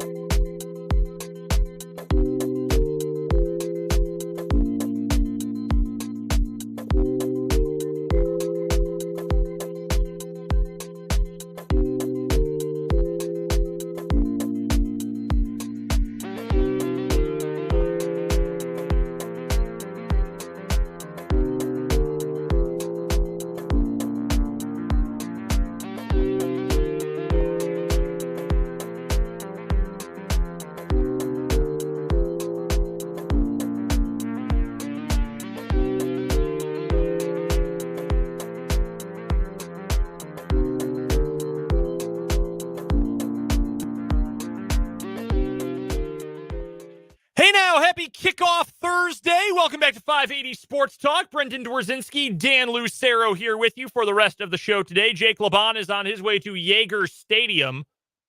It's not that far. He's probably there already. Yeah, I bet he's made it by now. I don't think he ran into a lot of traffic or anything. Yes, that notorious Huntoon traffic. Jake LeBon is at Yager Stadium getting ready for Washburn football coming up today. Game 2 of the Ichabod season. Earlier kickoff, 6 o'clock kick from Yager Stadium. 5:30 pregame. You'll be able to hear that contest coming up tonight on our sister station, Country 106.9. Looking forward to that one. See if the Ichabods can pick up their first win of the season against Missouri Southern. Here on our airwaves tonight, 6 o'clock, pregame coverage begins for Kansas City Chiefs football. Season opening game for the Chiefs, for the Lions, for the entire NFL. Patrick Mahomes versus Jared Goff. Andy Reid versus Dan Campbell. That's the kind of matchup we're talking about here, and we're talking about the Lions keeping this one close. I know I'm all in on the Chiefs. Usually when I go all in on the Chiefs like this, it blows up in my face, but I'm hopeful for everyone else's sake that I'm not wrong this time. That's coming up, 7:20 kickoff tonight. Banner ceremony, all of that should be a blast. We're going to hear from Mitch Holthus later on in the show for our weekly Thursday chat during the regular season. So glad those are firing up this week. This hour on 580 Sports Talk, we'll get to some Chiefs predictions for 2023. Dan and I have each in our hand, or in my case, in the Notepad app on the computer, 3 takes, 3 opinions, 3 predictions for the Chiefs. We've got one that is mild, one that is hot, and one that is the old school original recipe Taco Bell volcano sauce. En fuego, extra fuego, however you want to describe it. 3 takes. We got the Goldilocks takes here. 3 of them, 3 different flavors, and we'll break those down here in just a minute. We will also get to What Is Wrong With You, brought to you by Top City Metal Supply.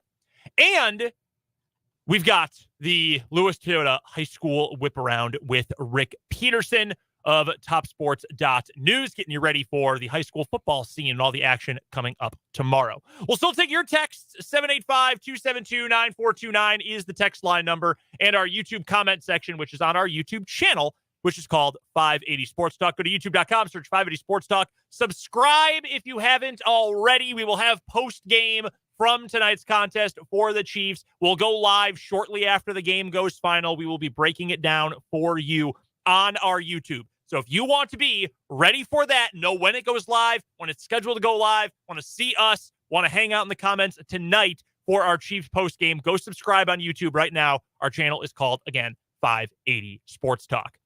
Let's get to it then, Dan. Our 3 varying levels of Chiefs predictions and takes for the 2023 season. Would you like to go first, or would you like me to take the floor?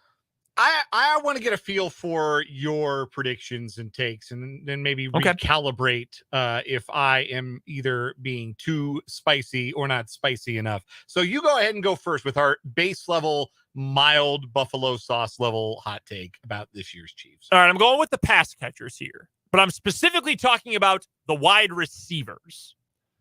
I've talked a lot about Sky Moore, how excited I am for him in a role that is actually suited to his talent and his skill set this year. So while Travis Kelce is still going to lead the Chiefs in probably every receiving category this year, Sky Moore leads the Chiefs wide receivers in receiving yards this season. And honestly, I think there's a darn good chance he leads the team in receptions as well. Wow. The Chiefs have not, in the Mahomes era, this has not been a Chiefs team that has really thrived on having the quote-unquote possession receiver. Like, there's no Jason Avant on this team, right? And probably for good reason. If you can stretch the field, why wouldn't you stretch the field? But I think Sky Moore is a more dynamic, more new era version of that kind of player. He's got good hands. He can separate all these things he did when he was in college at Western Michigan. We didn't get to see it last year until, oh, by the way, when he had a huge play in the Super Bowl and had his first career touchdown in Super Bowl 57. I think as defenses continually try to adapt on the fly, you're going to see more opportunities for Sky Moore, one-on-one, intermediate level throws, out-breaking routes. You're going to find a way to get him the ball a lot. So again, he's not going to lead the Chiefs in all the receiving categories this year. I do still think that'll be easily Travis Kelce. But I think Sky Moore, among the wide receivers, is going to put up the best numbers this year. Yeah, that's a take that I agree with. And I don't know that I would have agreed with it a couple of weeks ago, but I have warmed to that take over time. One of my big questions about the Chiefs coming into this year and that wide receiver group specifically was, who's going to do the juju stuff? What I mean by that is, who's going to run the routes and catch the balls and work in the areas of the field that Juju Smith-Schuster worked in last year? Because the Chiefs really didn't have anybody else work in those areas. It was mostly Juju doing some of that dirty work. And that's not to say that, Juju didn't catch some sideline balls. Juju didn't catch some balls on the perimeter, run some, screen stuff for him. But those greasy, dirty, grimy yards for a wide receiver, those 5-yard in cuts to keep the chains moving or give you a second and manageable, those slant routes against aggressive safeties or head-hunting linebackers. Juju Smith-Schuster worked in those areas for the Chiefs, and I wondered who it was going to be. And then Sky Moore said, it's going to be me, with apologies to NSYNC. Nice. It's going to be him. He literally said it earlier this week to the Kansas City Star. Said, and I'm paraphrasing, but I'm going to do a lot of those things. I think I can do a lot of those things in that offense. And if he can do those things in this offense, then his production is going to look a little bit like what Juju's looked like last year, which, if you're unfamiliar, Juju last season, I thought I had the 2022 stats pulled up. I have the 2023 page instead. That's my fault. Apologies for the delay. Juju caught 78 balls for 933 yards last year. I don't know that it's going to be that high, but I certainly think 60-plus catches, 700-plus yards for Sky Moore. I feel really good about that in a way that maybe I didn't before he said, yeah, that guy in this year's offense, that's going to be me.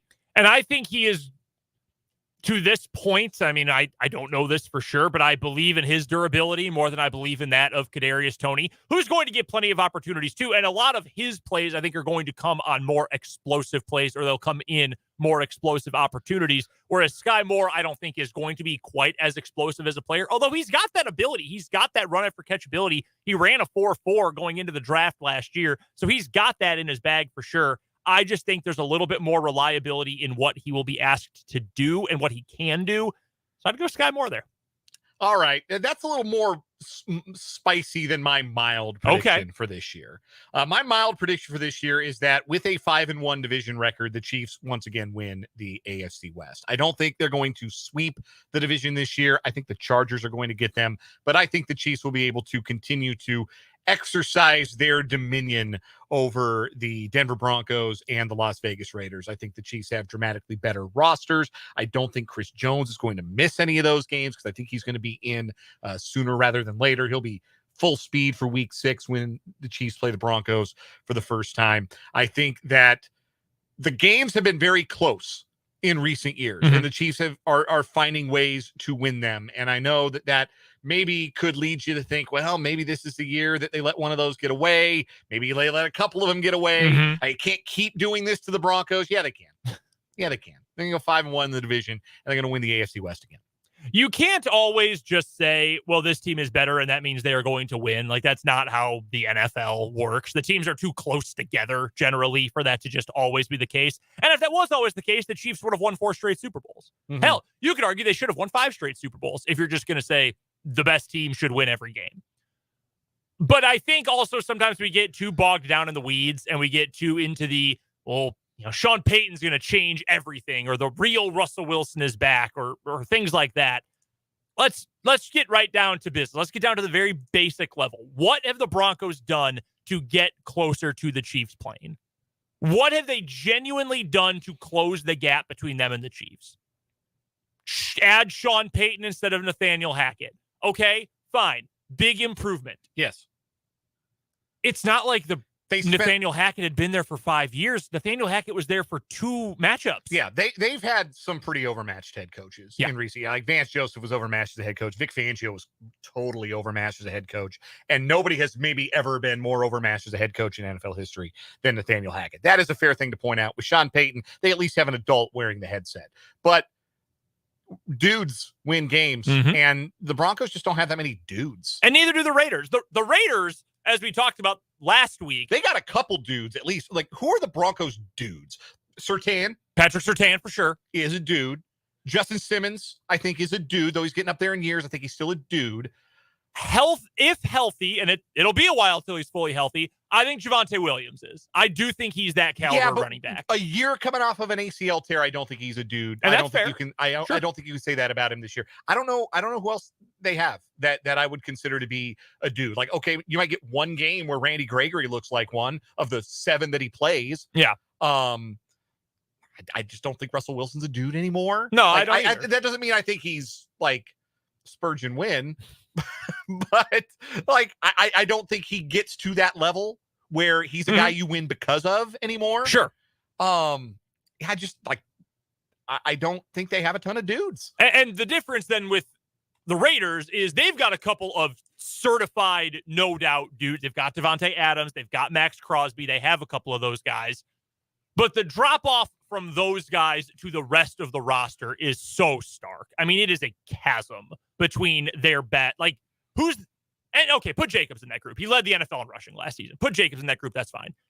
But, like, who's the next best player on that team after that group?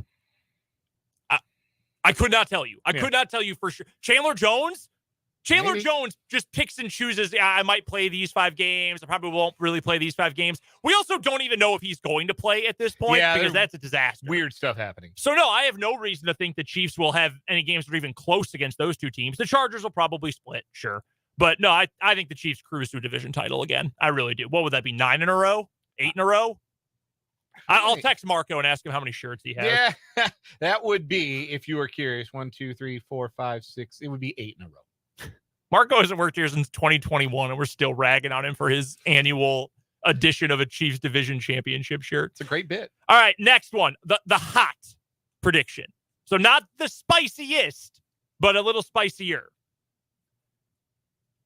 The Kansas City Chiefs sack leader for 2023, Chris Jones. I think he is going to be back before week 8. Well before week 8. Well enough before week 8.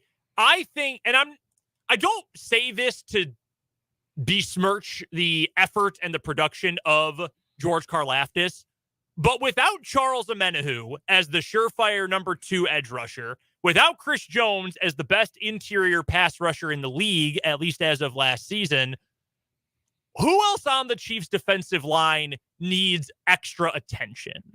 There really isn't anyone. There's players who can make plays. I like Mike Dana. I like Turk Wharton. I like Malik Herring. I like Felix Enudike-Uzama, obviously. I like those guys. But are any of them the kind of player, or at least at the time in their career, where you say, we have to put extra attention on those guys? Not really. Not in my belief.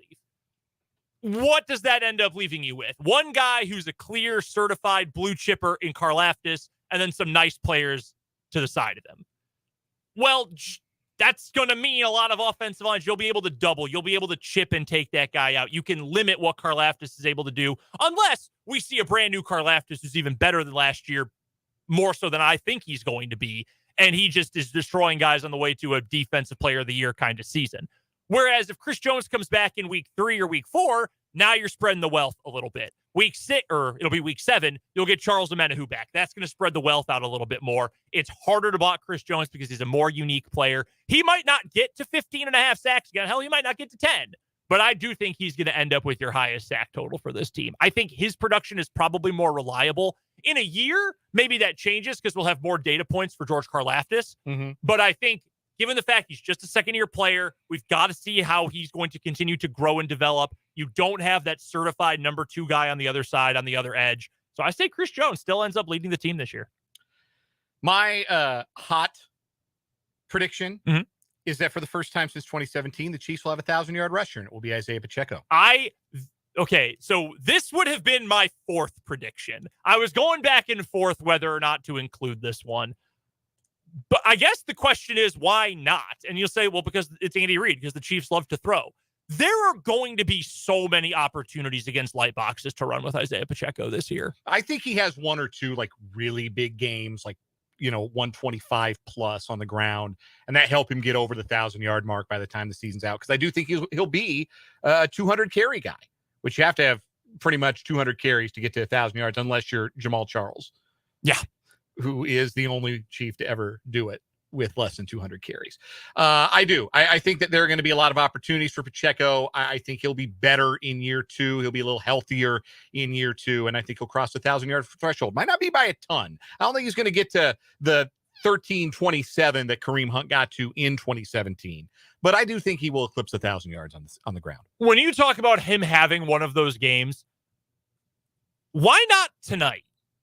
It could very well be tonight. The only concern I would have is it's his first time taking some real contact, other than the 3rd preseason game where he got like 1 carry. Mm-hmm. So they may be easing him in a bit tonight, but like, go ahead and give him, 15 opportunities to tote it tonight, and he might turn those into 75, 85 yards. I know he's not a rookie like the next 2 guys I'm going to mention. He's entering his 2nd year.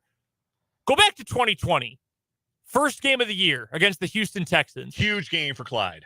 Go back to the game we were talking about earlier, 2017, the last year of Alex Smith as a starter. Opening night blowout in Foxborough. Monster game for Kareem Hunt.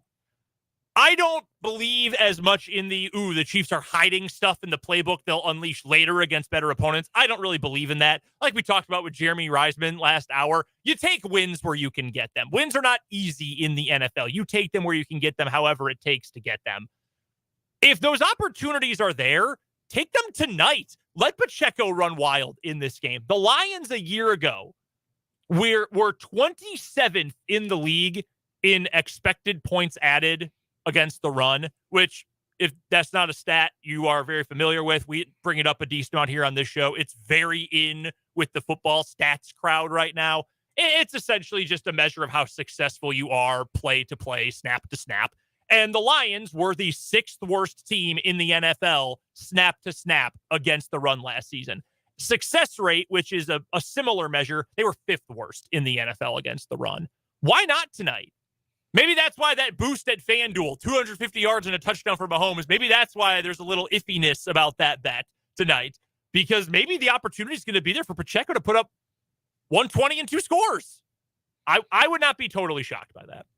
All right, ready for the spicy one? Yes, give me the fuego. The extra spicy. Kansas City Chiefs, all-pro. I'm going to hedge a little bit and say 1st or 2nd team.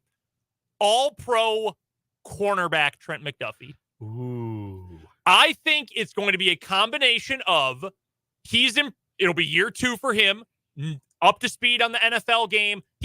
I'd said this to Mitch Holthus when we had Trent McDuffie Day during our Chiefs training camp reports. You listen to him speak, and I know this isn't a perfect one-to-one football intelligence to general intelligence. He's such a smart dude. He is. You can tell he is so smart. And the coaches, from the minute he was drafted, talked about how smart he is on the field as well. I think that is going to help him in terms of continuity and growing from how good he was as a rookie to hopefully being on the field for a full 17 games, or at least 15 or 16 of them, being even better this year. And I think that, and this is almost damning with faint praise, but he's really good, but not quite good enough that teams will never throw at him, so that he's going to get opportunities to pick balls off. He's going to get opportunities to defend passes. I heard on the Athletic Football Show recently, they did their hot takes for the year, or their I wouldn't be surprised if takes for the year. And one of them was that Sauce Gardner would win Defensive Player of the Year. Sauce Gardner is incredible, but the thing that hurts him trying to win awards, no one's going to throw at him. You're just, okay, whatever. He's on the right side. We're just not going to throw that way against Sauce Gardner. I don't think McDuffie has that kind of gravity right now. He's going to get chances to make plays on the ball, to break things up, to rack up a bunch of tackles too. I think the combination of stats, narrative, year-to-year improvement as a young player, it might be 2nd team. I think he makes an AP All-Pro team this year. That is fascinating. And you are in the same headspace as I am for my fuego prediction for the year for the Chiefs. And I'll even put a team on it. 1st team All-Pro linebacker Nick Bolton. Ooh, I bet he is. I wish he was just slightly more fluid going side to side, because honestly, if he was, you're probably talking about him the way we talk about Fred Warner as the best linebackers in the league. He's going to lead the team in tackles. Yep. Oh yeah. And if he has some more big plays in him, because he's always been a big play guy. Like if he has a big play or two on national TV, whether it's like the fumble he returned for a touchdown against Denver as a rookie, or whether it's the fumble he returned for a touchdown in the Super Bowl last year, he makes a play or two like that in a big spot, in a big game against a big time opponent, whether it is a touchdown or a strip sack or a crucial interception, then that's going to stick, I think, with all pro voters. I think his credibility, his reputation is rising in the league accordingly with guys who get an honor like this.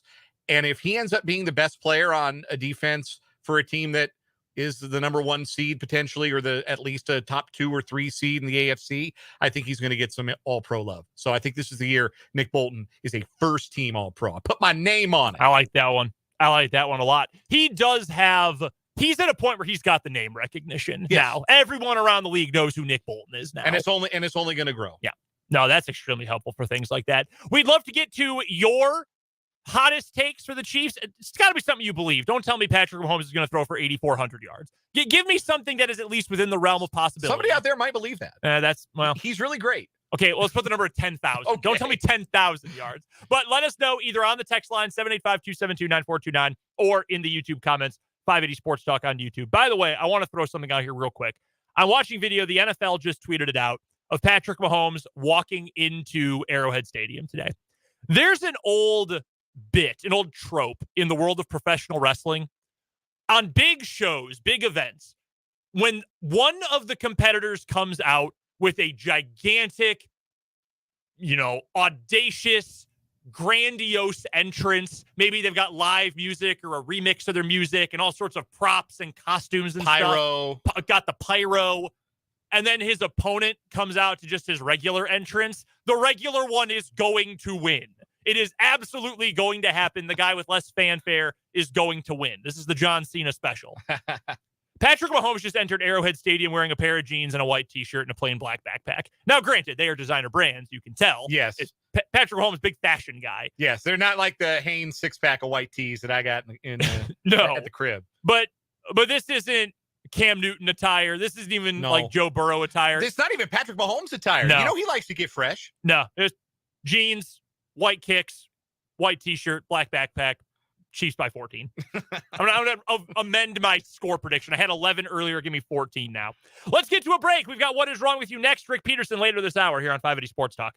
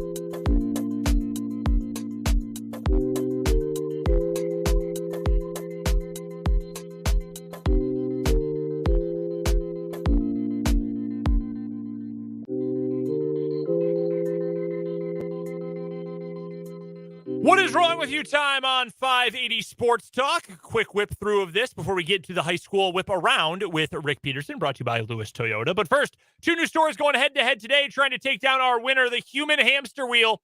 The guy in Florida who thought in his cylindrical metal can thing that was just, covered in buoys, he was going to be able to walk his way from Florida, or off the coast of Georgia this time, all the way to England. He was bound for London town. He was going to take the American Gladiators Atmosphere, put some floaties on the sides, and walk from one coast of the Atlantic Ocean to the other, a distance of over 3,000 miles. Yeah, good luck. That's our winner for the week. Our news stories today brought to you by Top City Metal Supply, who cuts the metal you need to your specifications, saving time, money, and material. So never settle when it comes to metal at Top City Metal Supply on South Topeka Boulevard.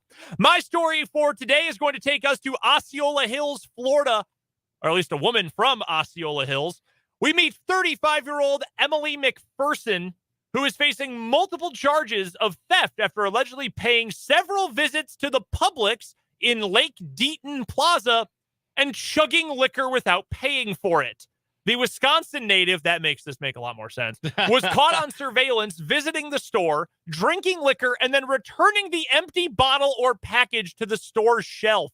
She went to the store about 4:15 back on August 14th and headed for the wine section, where she grabbed a 4-pack of Ranchola Gloria pre-made margaritas and some Pinot Grigio.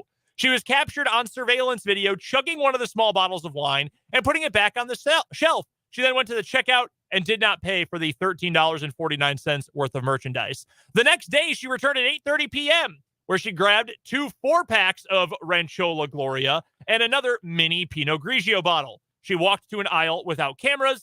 The empty packages were then later found by store employees, valued at $22.48. She returned several times later in August and did the same thing before eventually being caught by the security footage and was arrested. Is she pre-gaming? I get, look, this woman's obviously got some issues. There's some phone numbers that our friend Emily here probably could use to call, but don't put it back. At least pay for your stuff. Right. At the very least, throw the trash out. There are garbage cans at grocery stores. I have gone to Target or the grocery store and been really thirsty and grabbed something out of the freezer and drank it and then rung up the bottle at the end of my totally trip. Fine. Or gone to the 7-Eleven and you get a Gatorade, you take a sip and then you bring it up before you leave the store. Yep. There's nothing wrong with that, but you do in fact have to pay for it. Yeah. I don't know how she thought she was going to get away with, it's $22 worth of booze. They won't miss it. No way you could get it. It's on camera. And she knew there were cameras because she intentionally went to an aisle without them. Yeah. She thought, hey, if they don't see it, I can't get in trouble for it. If these Ranchola Gloria margs fall in a forest and no one can see me drink them, do they cost anything? The answer is still yes. What do you have for today? We have surveillance cameras playing a role in my story as well. We go to Ashtabula, Ohio, where ankle bracelets are one way that authorities keep track of the movements of lawbreakers. On occasion, suspects try and remove the devices. Like this guy who went to the Ace Hardware store in Ashtabula and cut off his electronic tether. Security videos show the man wandering around the store and then being approached by an employee. He tells the employee that he was looking for hedge clippers. After getting a pair, he walked just out of sight of a surveillance camera. A short time later, he placed a small black item on a shelf in aisle 1, grabbed a free bag of popcorn, walked out the door, and was last seen grabbing a backpack and riding away on a bicycle.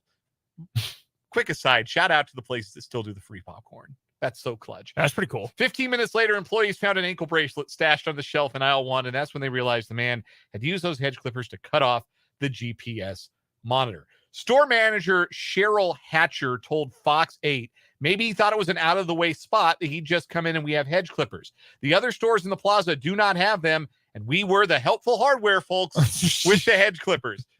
Shout out Cheryl doing an ad read for her business in the middle of her comments to local TV. When the employees contacted Ashtabula police, they were told it was not a police matter. That's when they called the number on the ankle bracelet, which connected them to the Ohio Adult Parole Authority. Later that day, 2 parole officers came to the store and picked up the monitor. We are waiting to hear from state authorities on the identity of the suspect, the charges he was facing, and his current status, but we do have pictures of him in 4K. Even though we did not see him cut off the ankle monitor, we see him in the store. We see him put the ankle monitor on the shelf. He's not going to get away with this for very long. Genuinely curious, does this ever work?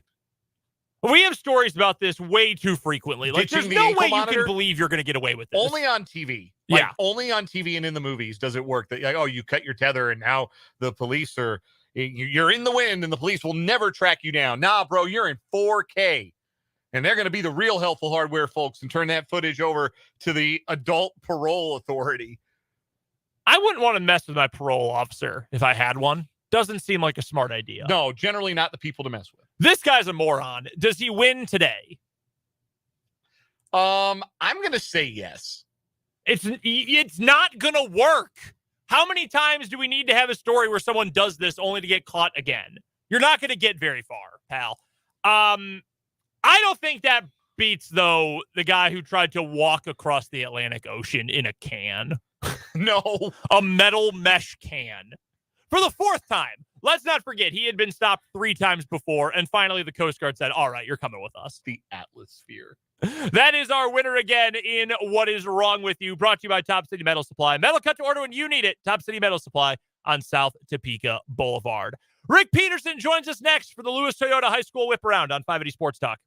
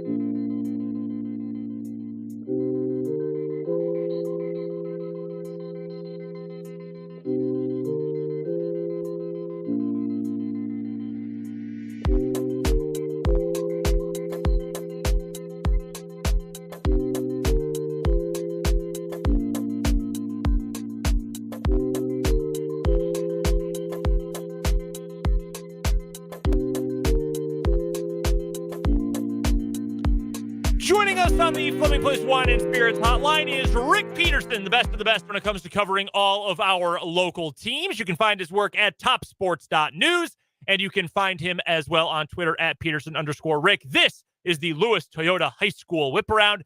Pistol, we are all the way into the fall sports season. How does it feel? Yeah, it's going well. I mean, saw some good activities in all sports. I've been around to see them all, and it's going well. You had to see some Washburn sports today too, did you not? Yeah. I started at volleyball. I'm sitting in the press box at Yager Stadium right now. Not sure there's anyone. Nobody in show business works harder than Rick Peterson. I've said this for many years, Pistol. Well, I appreciate that. Well, let's get to the gridiron, the high school gridiron. Really fun week one for all of our teams around the city and around the county. If you can pick one off the top of your head, what would you say was the number one performance, individual or team, from week one? Well, the most exciting game was the one I had, and that was 26-25 Washburn Rural over Wichita East. East had a chance they could have gone for two and went ahead with 2-something left, and then they decided to go for one, and then they had a penalty, and J.C. Heim came up with a big block to kind of salt that one away. But that was a very, very good game and very good individual performances on both teams as well. Yeah, how about the Heim brothers both coming up huge? The blocked kick, the pick six, they did pretty much everything in that contest. Yeah, they did. And, there's some other players on that team that are really good. But I tell you what, I was very, very impressed with Wichita East. I'm guessing they have as much naturalist talent as most teams around the state. So with that, let's look ahead to what will be our Lewis Toyota High School Football Game of the Week coming up tomorrow night. It can be heard on our sister station, Country 106.9, pregame at 6:45, kickoff at 7. Washburn Rural at home for the second week in a row to open the season, taking on another dang good team who they played a close game with last season on the road, the DeSoto Wildcats, the Flex Bone. Get ready for some triple option coming up tomorrow night. What are you hoping to see out of Washburn Rural in that game, Pistol? A matchup of two teams, both ranked in their respective classes.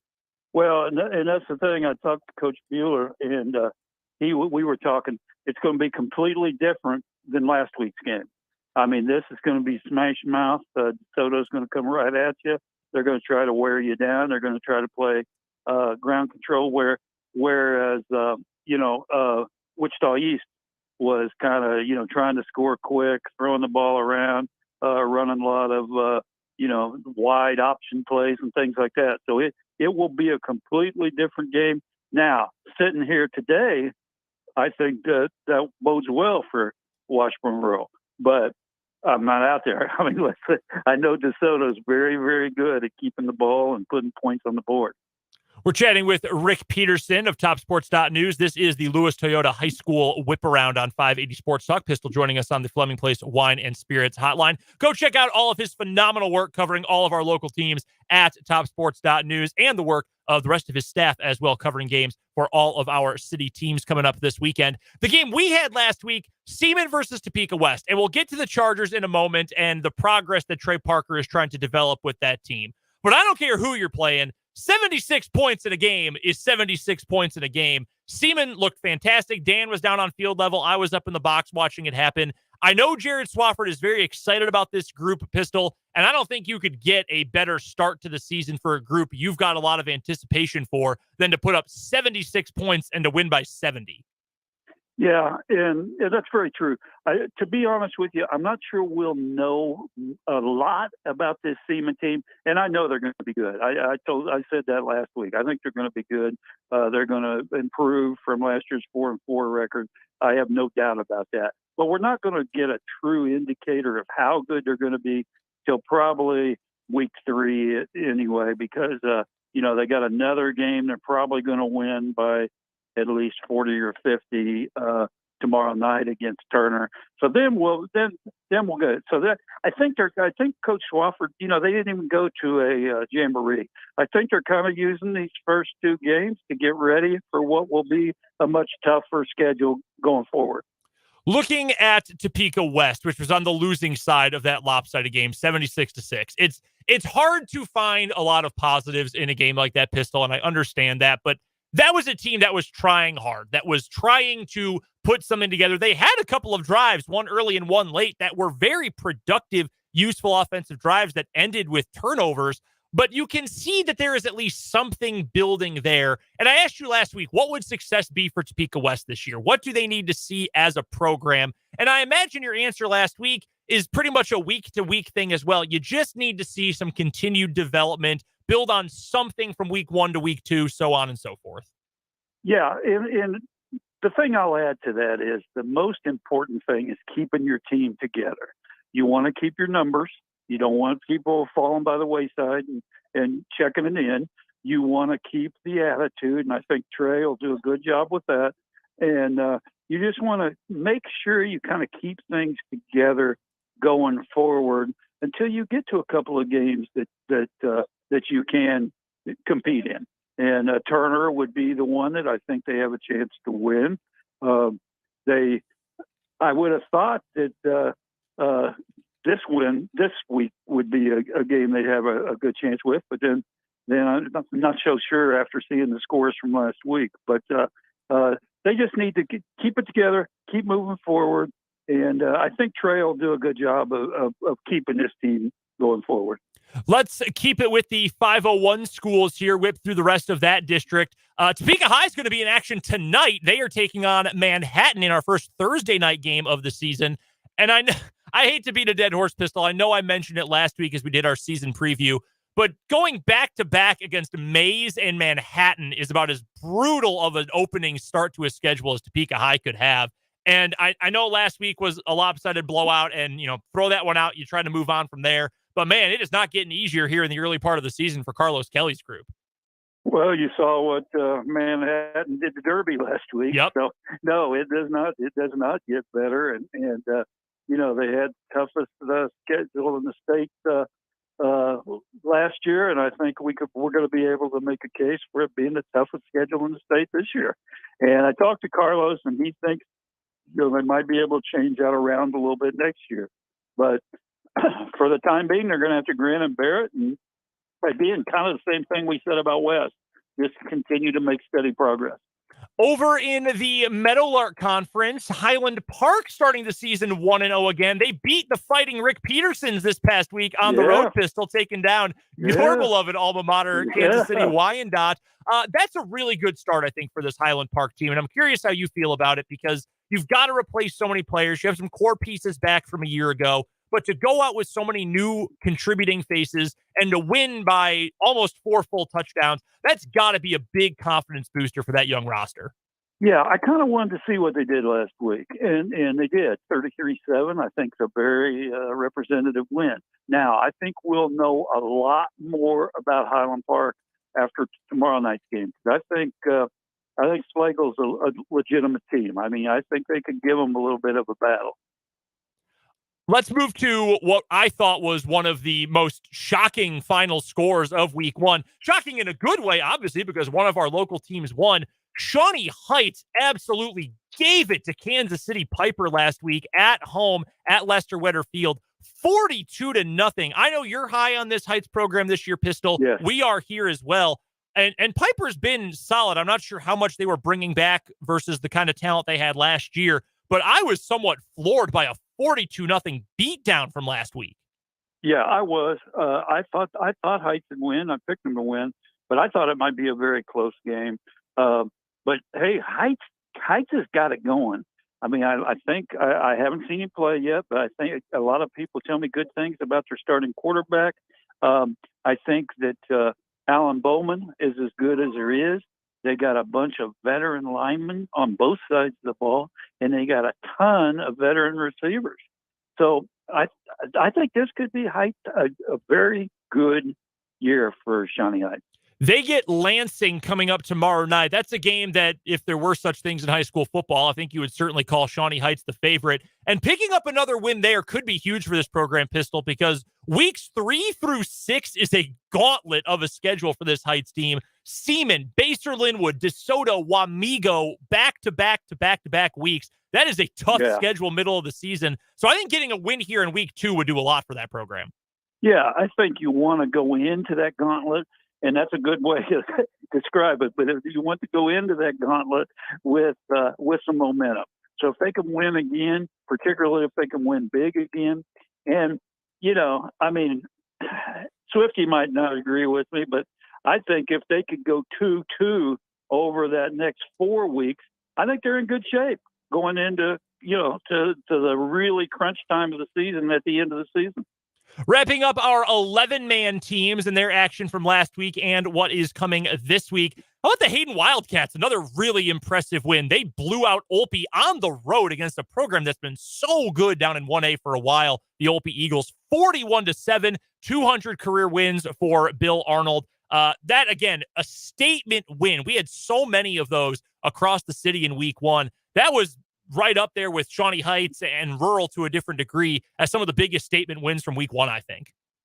Yeah, what was Dunshee 7 carries for like 197 or something like that? I mean, 2 touchdowns over 65 yards or right around 65 yards. No, that's a good start. And then you have Jet Wallmeyer, who was like 12 of 20 for like 188 and 3 touchdowns. So no, that's a very good start.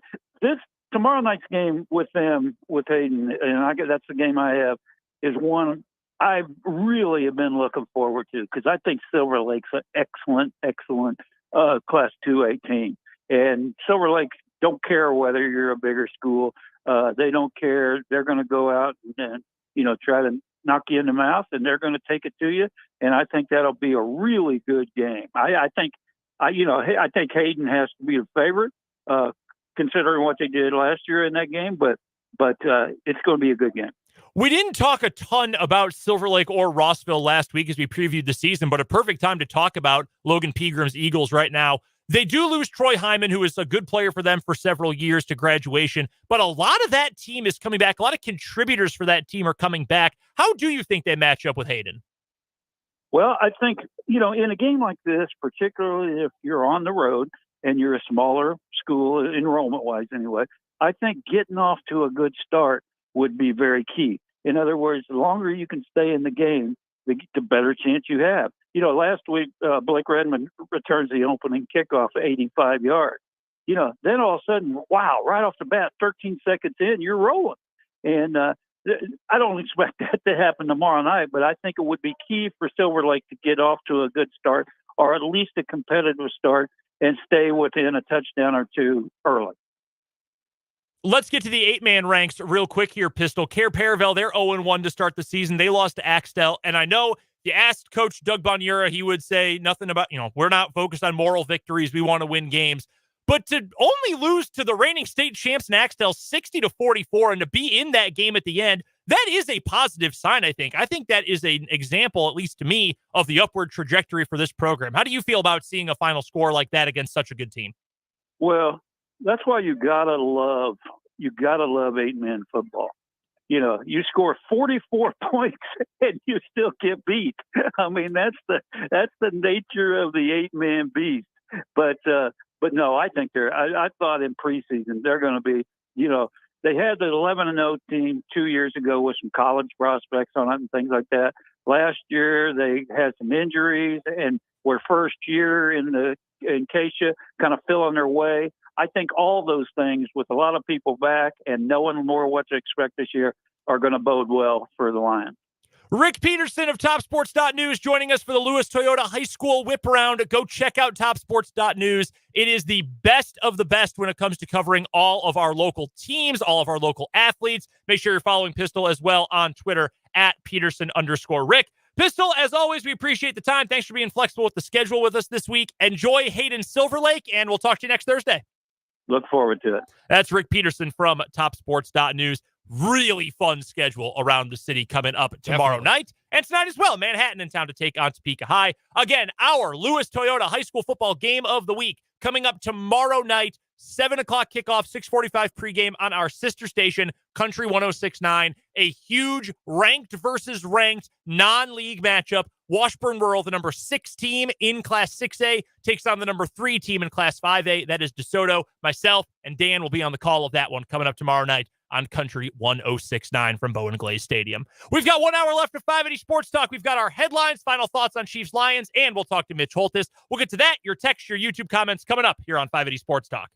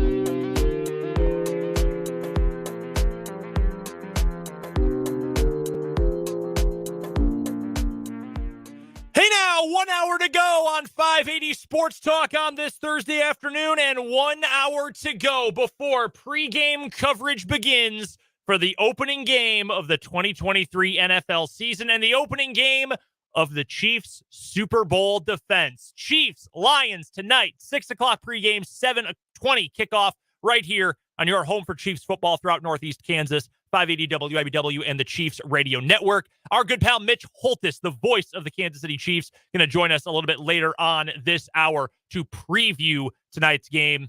We cannot wait for it. In fact, we actually had to talk to Mitch a little bit earlier on today because He's busy. He's on the air in less than an hour from right now. So we actually took care of this conversation with Mitch a little bit earlier today. We'll hear it back.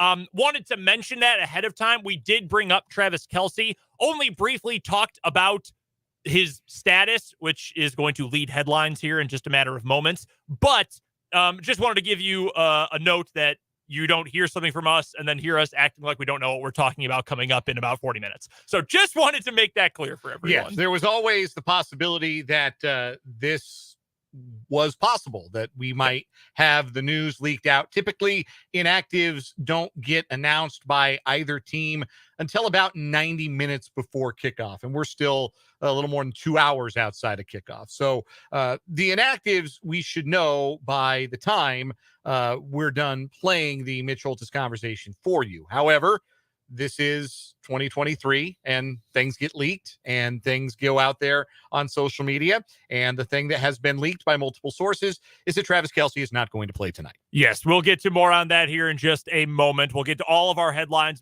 We will hear our conversation with Mitch Holthus for today, get you some final thoughts on the game as well. We want your texts. We want your comments on YouTube as well. Text line number 785-272-9429. If you haven't already, give us a prediction for tonight's game. You only get one Chiefs Week 1 prediction this year, so send them on in. Text line number 785-272-9429. YouTube comment section can be found on our live stream. That's on our channel, 580 Sports Talk. YouTube.com, search 580 Sports Talk. Like I mentioned earlier, we're going to go live. I don't know if it might just be me. It might just be Dan. It might be the two of us. Jake might be involved. Maybe we'll call Fulton, see if he's going to be awake before he goes to work tomorrow. I don't know. Some combination of people are going to be live on YouTube shortly after the final whistle tonight, breaking down the opener for the Chiefs. So we will have that ready for you this evening on YouTube. Go subscribe now if you haven't. And again, you can hop into the comment section. 580 Sports Talk on YouTube, easiest place to go find all of our video content. All right. All that build up. Oh, by the way, I have to build one more thing up. I apologize.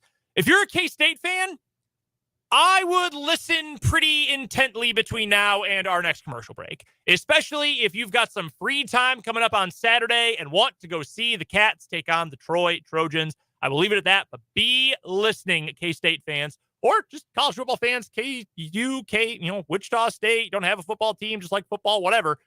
Be listening at the end of this segment. We've got a pretty fun opportunity for you. You probably can guess what I'm talking about. All right, headline time. Travis Kelce not going to play tonight. He is expected to be out. This news was initially reported by Jordan Schultz. Actually, it was Nick Wright. Oh, Nick Wright of Fox Sports who had it first. So Nick Wright of Fox Sports, formerly of, I think it was KCSP in Kansas City. Big Kansas City guy, big Chiefs guy. If you watch sports TV, you know that for sure. He reported it initially. Jordan Schultz of The Score had it right after. Ian Rappaport has now jumped in. Everybody has this information now. Now, Rappaport does add that Kelce made an effort. Originally, he said they might test it again before game time. Yes, that was what I read too. And then he edited the tweet later on. Yes, he did. Apparently, that test has already happened because now Rappaport's tweet says he made an effort. That's like the Kirstie Alley tweet about, what was it, Stephen Hawking? You made a good go at it. Thanks for the input. Yeah, when Stephen Hawking died. Yeah, thanks for your input. Thanks for your input. Travis Kelce, thanks for your input. No, he made an effort. Either way, the bone bruise should not keep him out long term. Mike Florio, Pro Football Talk, has the same, tweeting just a couple of minutes ago. Per source, Kelce not playing out of an abundance of caution. Knee is structurally fine, swelling going down, mild discomfort in knee. Hope is to play next Sunday at Jacksonville. That's fine. I still think the Chiefs can win tonight. Yes. It's harder, obviously, without your two of your three best players. And some of our friends in the desert have reacted accordingly and moved the spread. It is now 3.5 at FanDuel, holding it 4.5 on DraftKings. Interesting. I saw today that in games in which the line, you want to talk about intense stats here, some spread stats. In games in which the line has moved 2 points against the Chiefs in Patrick Mahomes' career, 7-1 against the spread. So essentially, the books react too much because Patrick Mahomes is still on this team and Andy Reid is still on this team. But Travis Kelce out tonight. Vance on YouTube says he doesn't need to play tonight. And I agree, and I don't have a problem with them holding him out, even though I thought if he did play, he was going to play plenty. If he's back next week, Jacksonville's a more important game. Yes. AFC game, AFC maybe contender this year, Jacksonville, depending on how much you're buying into that offense. You need him more for that game than you do this game. Fine. Yeah. First game he's missed for injury since his rookie year. Yeah. That's wild. Something else. And will definitely be interesting. I mean, we're maybe getting a look at the near future of the Kansas City Chiefs with no 87 and no 95. Like, those have been pillars. Yep. Travis Kelce's going to the Hall of Fame. Chris Jones is building a case, and he's going to have a case when he retires at the rate he is going. If he continues to play at a high level and have double-digit sack seasons, if he's got a couple more of those in the quiver, he's going to give himself a real chance. We should add, they're not going to all be Chiefs forever, though. No. Like, and certainly it's the Mahomes show, much more so when you don't have those guys. We should add, there might not be 87, but there is 83. Type 1 diabetics, get over here. The Noah Gray era is upon us. The insulin dependent among you, stand up. This is our time. Noah Gray, big night incoming, or at least he probably is technically going to be the starter tonight. Additionally, wanted to get to this while we're talking Chiefs. Have a couple predictions in on YouTube. Vance, we just talked about. He's got Chiefs 34-31 over the Lions. Mark with the Chiefs 33-30, so a couple of close ones right there, just like you having them, the Lions covering the spread. Yep, 34-31 was my prediction. And Robert on YouTube, he's going in the other direction. He's more on the Chiefs than I am. 42-17, Robert's prediction for tonight's contest. Love the confidence. Love that. I've got 35-21. Chiefs win. In the text line, we got from the 785-31-28 Chiefs, so another 3-point prediction there. Love it. So let's move on in our 580 Sports Talk headlines. Obviously, that's the big one. How about injury news affecting the University of Kansas's football team? Pete Thamel of ESPN reporting earlier this morning. Kansas star quarterback Jalen Daniels is expected to play against Illinois on Friday night after missing the opener against Missouri State with tightness in his back. The staff still has not determined if Daniels or backup Jason Bean will start against Illinois. So this is good that he's going to be good to play. I'm not super surprised. I think it's only fair. Last week on Friday, we talked about Bryson Stricker from Bleacher Report. He was the first to put out on Twitter late last week, hey, don't be surprised if Jalen Daniels doesn't play in this game. He also, and I'll give him credit, he was the first one on this. He said his sources in the building say there is not a discussion about it. They know who the starter is. It's going to be Jalen Daniels. I will say this. If Daniels plays but didn't start, I would feel kind of weird. I like Jason Bean. I like Jason Bean a lot.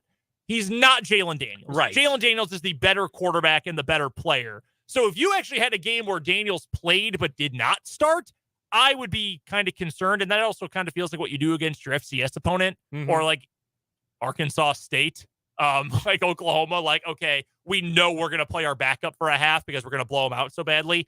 You don't do that against Illinois. You don't do that against Big Ten opponents. So I assume we will see what we expected going into the year. Jalen Daniels is QB1. If needed, Bean is QB2, and he is your all-purpose offensive weapon. But, I mean, this is huge. That the odds of KU beating Illinois, I don't even know what the percentage change is, but they are so much better if JD is out there as opposed to Bean. The question, though, is this the full Jalen Daniels? You remember last season when they played Texas, right after Jalen came back from the shoulder injury, he was not good. It was ugly. And it took him really until the last game of the regular season, and then certainly into the Liberty Bowl, the second half of the Liberty Bowl, for us to say, oh yeah, this is the dude who was like top 10 in the Heisman odds at the end of September this year. This is him again. It took him a while after that injury. Back different than shoulder. If it's the normal him, KU's got a great chance tomorrow night. If you're getting a reduced version of him, I wonder how much it helps. But if he's going to play, I assume we're getting the full version. Yeah, I would too. It seems like he's gotten more and more reps in practice, gotten more and more comfortable in practice. I can't imagine he would play and not start. Like that doesn't add up to me at all. So I would expect that Jalen Daniels is taking the first snap of the game against Illinois on Friday night. We've got another one in here, by the way, for the Kansas City Chiefs tonight. Barbara, also in my boat of a blowout city for the Chiefs tonight. 35-14 is where Barbara is going today. Next headline for me, let's stick with the college game. I've always liked Mac Brown, not like, oh my God, he's my favorite coach in college football, but I like Mac Brown. I kind of liked him on TV when he did color commentary for Thursdays. Remember when he left in the middle of the game because he had a flight? Yeah, and Adam Amin just called the rest of the game on his own with their sideline guy. I think, it was him and Molly McGrath just chatting for the fourth quarter of a game. He just dipped. He had a flight. He couldn't miss his flight. He had to get in studio. He did the ABC Saturday studio shows. Well, he's currently the head coach at North Carolina. One of the only, if not the only coach ever to have 100 wins at two different programs, by the way. Pretty cool. North Carolina had a player transfer in this year, Tez Walker, who started his career at North Carolina Central in 2020. Did not play. They did not play that season because of COVID. It's an FCS program. Did not play. Transferred to Kent State in 2021. Played there for 2 years. It's the only program he's actually played a game for. He has a family member who is gravely ill. So he was moving back to his home state of North Carolina. He's from the Charlotte area. From Charlotte. Good player. He was able to transfer to UNC. Obviously a good player. He transferred in early January. While he was awaiting clearance for his two-time transfer to be approved, after submitting his paperwork saying, I'm going to North Carolina, the NCAA changed its guidelines about two-time transfers. And they said, no, we have to make this harder. After he had already turned in his paperwork. That transfer was denied during the summer. And North Carolina has been pushing hard. Mac Brown made a statement and wrote a letter to the NCAA saying, look, this kid only played at one school. It was the COVID the year before. He's home to be with his ailing family. Let the kid play. Yeah, be a human being about this instead of a bureaucracy is essentially what Mac Brown and North Carolina are asking for here. The governor of the state of North Carolina, Roy Cooper, wrote a letter to the NCAA saying, have some humanity. What are we doing? Aren't you supposed to protect the student athletes and not the paperwork and the bureaucracy? Let this kid play. Today, he was denied. There is no third appeal. Tez Walker is not going to get to play in the 2023 season. I understand that the transfer rules are different for two-time guys now. They've made it harder. I get that. And at the behest, it should be noted, of the coaches who want to have some reins pulled on the massive transfers and stop the portal from being so full and make it tougher on kids to transfer twice. Like this is what the coaches want. Probably this is what Mac Brown wanted. This is, though, obviously not what Mac Brown had in mind or anybody has in mind when you're talking about a situation like this, where you think that at some point humanity usurps bureaucracy, but it was not at this point for the NCAA. No, it's insane. This used to be the only thing they did clear things for, is guys moving closer to home to be around family. And it's not like North Carolina is Boston College and no one cares. This is a big program with a big following and deep pockets. This is the kind of program that the NCAA usually helps out. And Mac Brown released a statement today about this, and I'm not going to read you the whole thing. It is long, but a few choice pieces of it. Says, we're absolutely crushed to learn that Tez Walker's eligibility has been denied for this season and he won't be able to play. I don't know that I've ever been more disappointed in a person, a group of people, or an institution than I am with the NCAA right now. It's clear the NCAA is about process, and it couldn't care less about the young people it's supposed to be supporting. Plain and simple, the NCAA has failed Tez and his family, and I've lost all faith in its ability to lead and govern the sport. he just tears them a new one. He also adds that the decision makers at the NCAA and the committee should be ashamed of themselves for doing this to this young man. He should be eligible for a number of reasons, along with his family's health, the mental health issues he has faced during his time in college, and the NCAA has placed an unnecessary burden on him. He ends this by saying, despite the setback, his future remains bright. We'll continue to do everything we can to help him fulfill all of his dreams. Shame on you, NCAA. All caps, shame on you. Good for Mac Brown. Yeah. Good for him. Going to bat for his kids. That's what a coach ought to do in this situation. And it is unfortunate. You know, we talk about the letter of the law all the time. Yep. And these are the letters of the law. And again, this is what coaches wanted.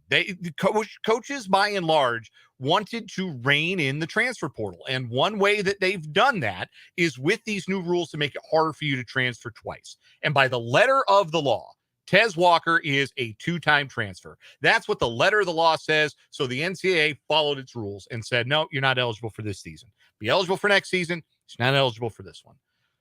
But there ought to be a spirit of the law is what Mac Brown is arguing here. And I think a lot of people would argue for that here. But I mean, when has that ever been how the NCAA works? Like, this is the NCAA being the NCAA. And good for Mac Brown for calling it what it is. Mm-hmm. But nobody should be surprised, unfortunately, that this was That's the true. outcome. That the NCAA wouldn't budge and would not incorporate humanity where bureaucracy has taken charge.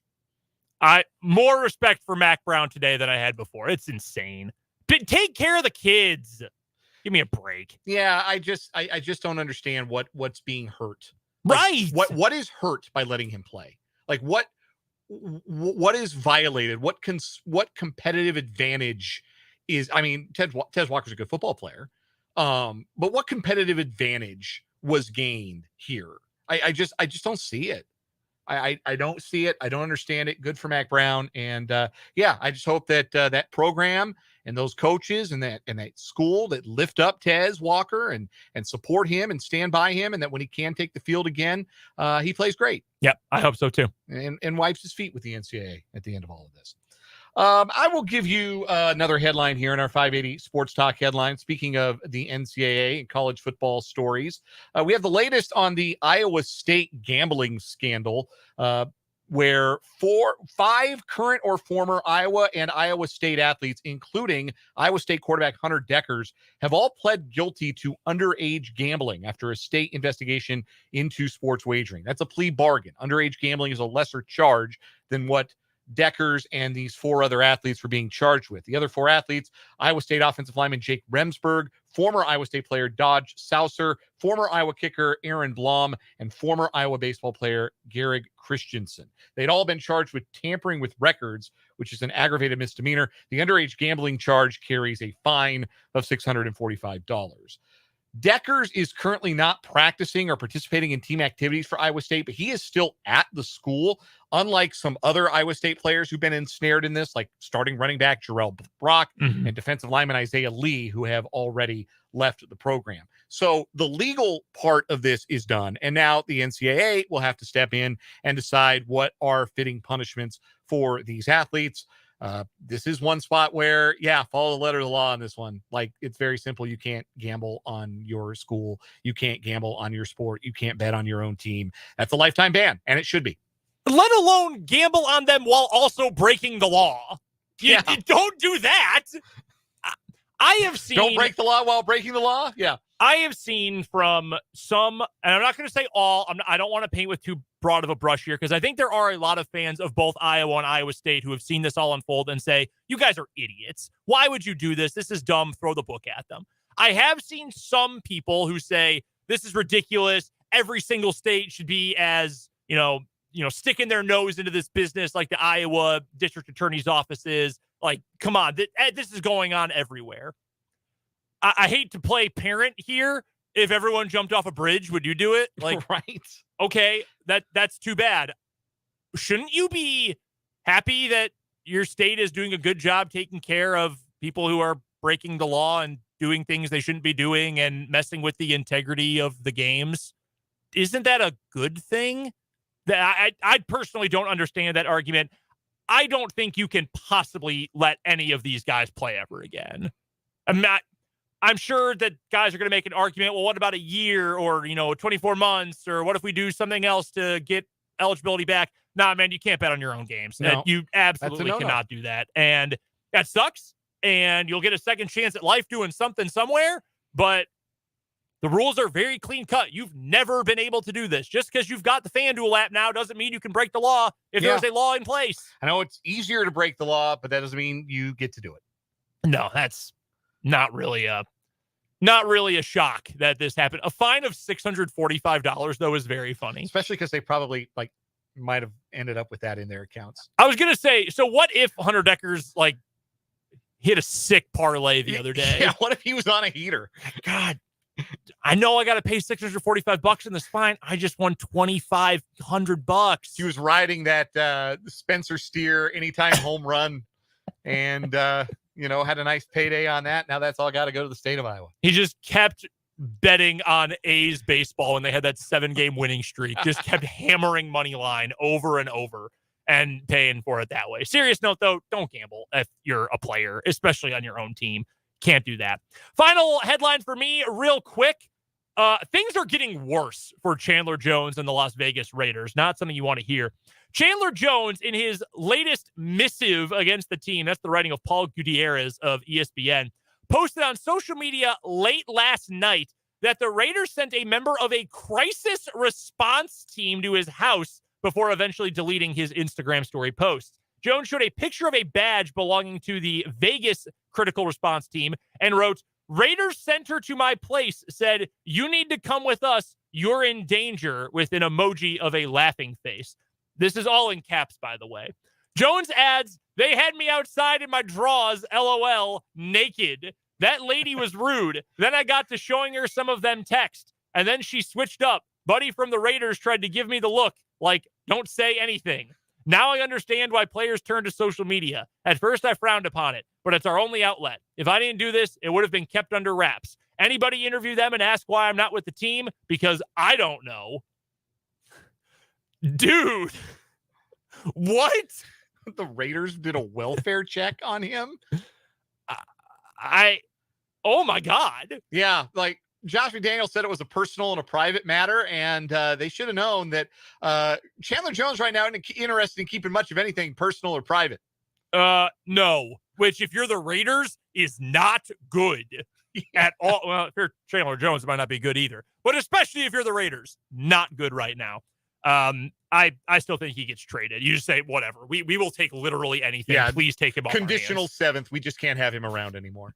That does it for today's 580 Sports Talk headlines. Before we get to Mitch Holthus, in my hand right now, I've got 2 tickets to Kansas State football versus the Troy Trojans coming up on Saturday. Right here, 11 a.m. kickoff. They are in my hand. We're going to take caller number 5. Caller 5 to 785-272-9429. A pair of K-State tickets for you. We will send these to you. We need your email address, okay? We need your email address, and we will send these tickets to you. While we are getting our winner, we'll take a quick timeout. Mitch Holthus is going to join us coming up on the other side of this break right here on 580 Sports Talk.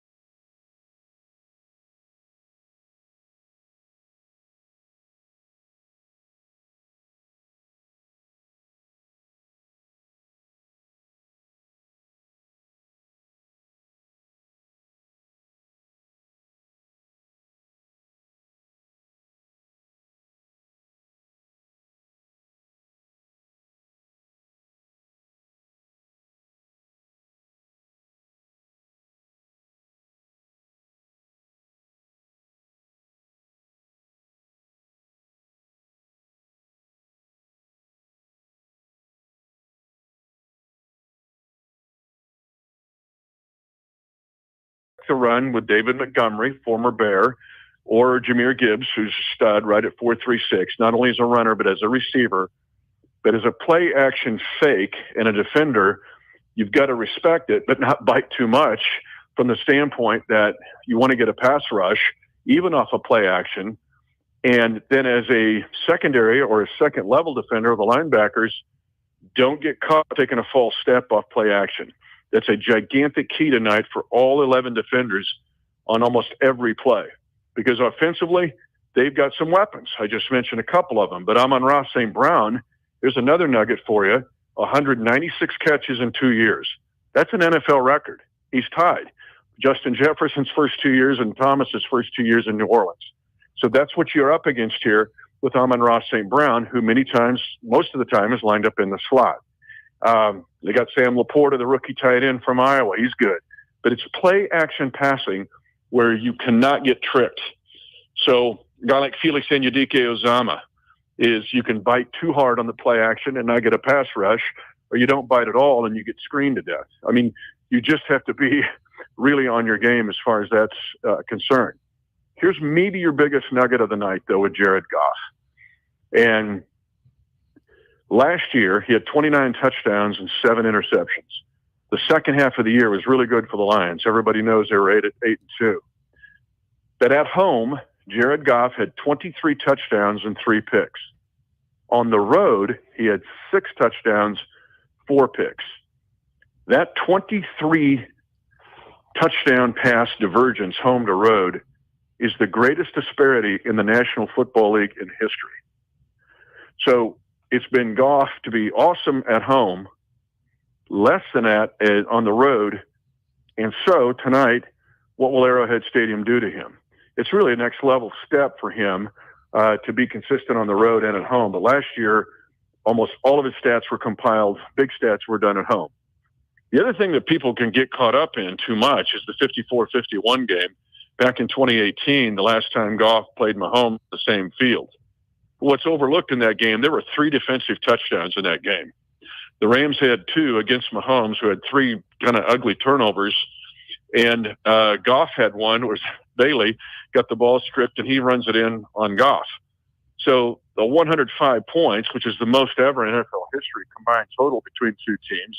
I'm sorry, third most combined total, but the only time that 2 teams scored 50-plus points in a game really was skewed with defensive scores that nobody's talking about. So what does that mean for tonight? Who gets to go back in our training camp reports? Who steals a possession? Who gets a big play? Who gets defensive points that could tip this game in one team or the other's favor? Mitch, you certainly are no stranger to season openers at Arrowhead Stadium. Those are always special atmospheres. Primetime games at Arrowhead Stadium are always special atmospheres. But this is the second time in recent years that the Chiefs have not just opened their home schedule in prime time, but opened the NFL schedule on the first night of the year as the defending Super Bowl champions. Of course, the first time was back in 2020. We were still in the midst of some COVID-19 restrictions, and there was a limited crowd at Arrowhead Stadium that night. There is no limit on how many people can be in Arrowhead tonight other than the seating capacity, whatever the fire marshal says. So with that in mind, what kind of atmosphere do you expect tonight for this event, which there really hasn't been one like in Chiefs history, to open the season, raise a banner, and then play the first game? It'll be off the chain. It'll be like the last 6.5 months, which have been basically off the chain. Because what's happened, and I told you guys, it's been a whirlwind. I mean, I'll get 2 to 3 requests a day. It has just been crazy in 2 reasons. One is the level of excellence that the Chiefs have played at. Everybody wants a piece of it. But 2, they didn't get to do this the first time. In 2020, nobody got to celebrate or have events or, and the game in 2020 against Houston was in front of 15,000 people? I remember it. I was talking to Clark Hunt last night. I get to introduce him tonight in front of the national television audience to drop the banner. And we were doing rehearsal. And he goes, Clark said this. I went back and looked at the pictures. He goes, it was just weird. We were distanced and we're in masks and there was 15,000 people. It just seemed weird. It was great. I mean, it gave you chills. But tonight will be something way different. It's almost like the analogy we're going to go play a pickup basketball game. Oh, but we're going to do it in tuxedos. Like, this isn't much fun. Well, tonight we get to do it in gym clothes and just chop it up and get after it. And that's what this feels like tonight. It's on, boys. One final question for Mitch Holthus, the voice of the Kansas City Chiefs, joining us here on 580 Sports Talk on Chiefs game days. They get ready to take on the Detroit Lions to kick off the NFL season. Mitch joining us, brought to you by Hy-Vee and Azure Credit Union. Final thing I wanted to get to, though, Mitch, real quick, going back to the defensive side of the ball. In a game where there are obviously some personnel changes up front defensively for the Chiefs, you're going to have to generate some interior pressure somehow. I'm smelling a big game for Turk Wharton. His return to the field obviously missed so much time last year due to the injury. Do you feel like he could be in line for a big night? Or otherwise, how are the Chiefs going to generate some of that interior pressure against a really, really good offensive line? Yeah, it's an excellent point. I don't know with Turk. I mean, they're gonna strategically keep his pitch count tonight, just because they don't want to overdo it with him either. And the fact that, he's rehabbing this knee injury. So he could, because he's athletic enough to make a flash play here or there. I would almost tell you it's going to be one of the exterior guys that plays inside because Spags is throwing the kitchen sink at him. And let's say a Malik Herring, who you don't know much about, but he was great at Georgia, and then he tore his ACL in the Senior Bowl, and he could line up inside and make a big splash play that you weren't expecting, or a Mike Dana. Maybe it's Felix tonight. That'd be awesome if he could. But you're going to see some mixing and matching and moving around. The Chiefs just can't get gashed in the run game with Montgomery, but they really can't just get caught up in falling victim to this really good play-action passing scheme that the Lions have. So if I had to answer your question, if it's an interior defender, I'm going to say it's an exterior guy that moves inside occasionally in this game. Amenahu will do it when he's not suspended. But let's just go with Malik Herring. How about that? Coming way up from outer space. That'll come up with a big play. Then the fans will go, who is this guy? I don't even know who he is. Hey, I am all about that. You can ask Dan. I have been on the Malik Herring train ever since the Chiefs signed him a couple of years ago to Georgia. That might be my favorite nugget of the night right there, Mitch. I'm all in a Malik Herring. He can play. And if he wouldn't have torn up his knee in the Senior Bowl that year, who knows where he would have been drafted. But he's at a good camp. I haven't talked about him much in our reports, but hopefully I'm talking about him tonight. Mitch Holthus is the voice of the Kansas City Chiefs. They will be kicking off the NFL season coming up here within the next 2 hours against the Detroit Lions. Make sure you're listening right here on your Topeka home for Chiefs football, 580 WIBW and the Chiefs Radio Network. Mitch always joins us here on Thursdays on the show, brought to you by Hy-Vee and Azure Credit Union. Mitch, thank you so much for the time. I know it is a busy day, but we appreciate it as always. Have fun tonight, and hopefully we'll be talking about a 1-0 team coming up next week. 3 things as I close. 2 more nuggets. Chiefs win tonight. Guess how many wins it'll be against NFC teams in consecutive fashion? 16 or 17. It'll be 17. That will tie an all-time National Football League record in interconference dominance. If Coach Reed wins tonight, he'll be 10-1 in openers with the Chiefs. That'll be an all-time NFL record by a head coach with a single team for a season opening game opening records. And third, just like my days in Smith Center playing football way back in the day, I'm going to go lose my lunch, so I'll be ready to go. Mitch, best of luck tonight. We appreciate it. We'll talk to you soon, man. See you, boys. The incomparable one of one, Mitch Holthus, joining us here on 580 Sports Talk. We'll get you our final thoughts for Chiefs versus Lions coming up after this on 580 Sports Talk.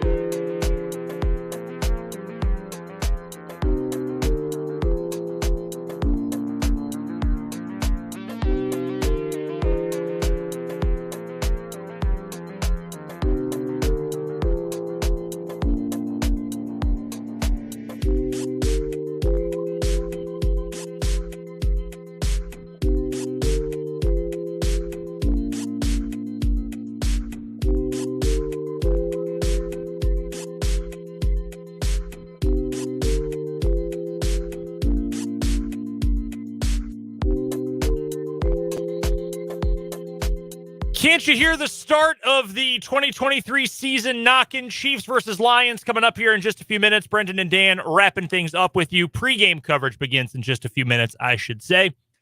No Chris Jones. I mean, I guess we're about to find out officially there's no Chris Jones when the inactives are announced. He's not going to play. No Travis Kelce. He will be out tonight due to the bone bruise in his knee. The Chiefs still win this game if what? Chiefs still win this game if Patrick Mahomes is Patrick Mahomes. I mean, if he plays to the level that he's capable of playing, I think the Chiefs are going to outscore the Lions. I think that's the biggest advantage the Chiefs have in this game. Sometimes it benefits you to look at the quarterback matchup and just say, this is Patrick Mahomes versus Jared Goff in Kansas City. Yep. Who do you think is going to win that game?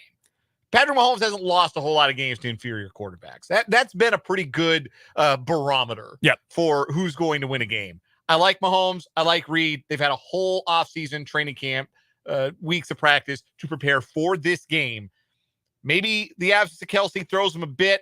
I still think they've got plenty in the chamber to score big and win tonight. Ben Johnson's a great offensive coordinator. He is not Andy Reid. I think that plays a big difference in this game. By the way, real quick, we do have the inactives. They just came out for the Chiefs. Travis Kelce, obviously. Offensive linemen, Lucas Niang and Wanye Morris, both inactive. On the defensive line, Neil Farrell, he was just acquired last week, not a surprise. B.J. Thompson, the rookie from Stephen F. Austin, inactive. Nick Jones, not a surprise, with a hand injury, and Darius Rush, who was claimed on waivers from Indianapolis, the 5th-round pick this year, also has been with the team for just over a week. All 7 wide receivers are active. That is part of why I'm still confident in this Chiefs team. You've got Mahomes, and to answer the question, the Chiefs win if Andy Reid's in his bag. If he goes out there and calls his typical week 1 time to prepare set of plays with that quarterback and that many offensive weapons, I still like the Chiefs in this one. We will finish up 580 Sports Talk and send you off to the Chiefs Radio Network after this here on 580 WIBW.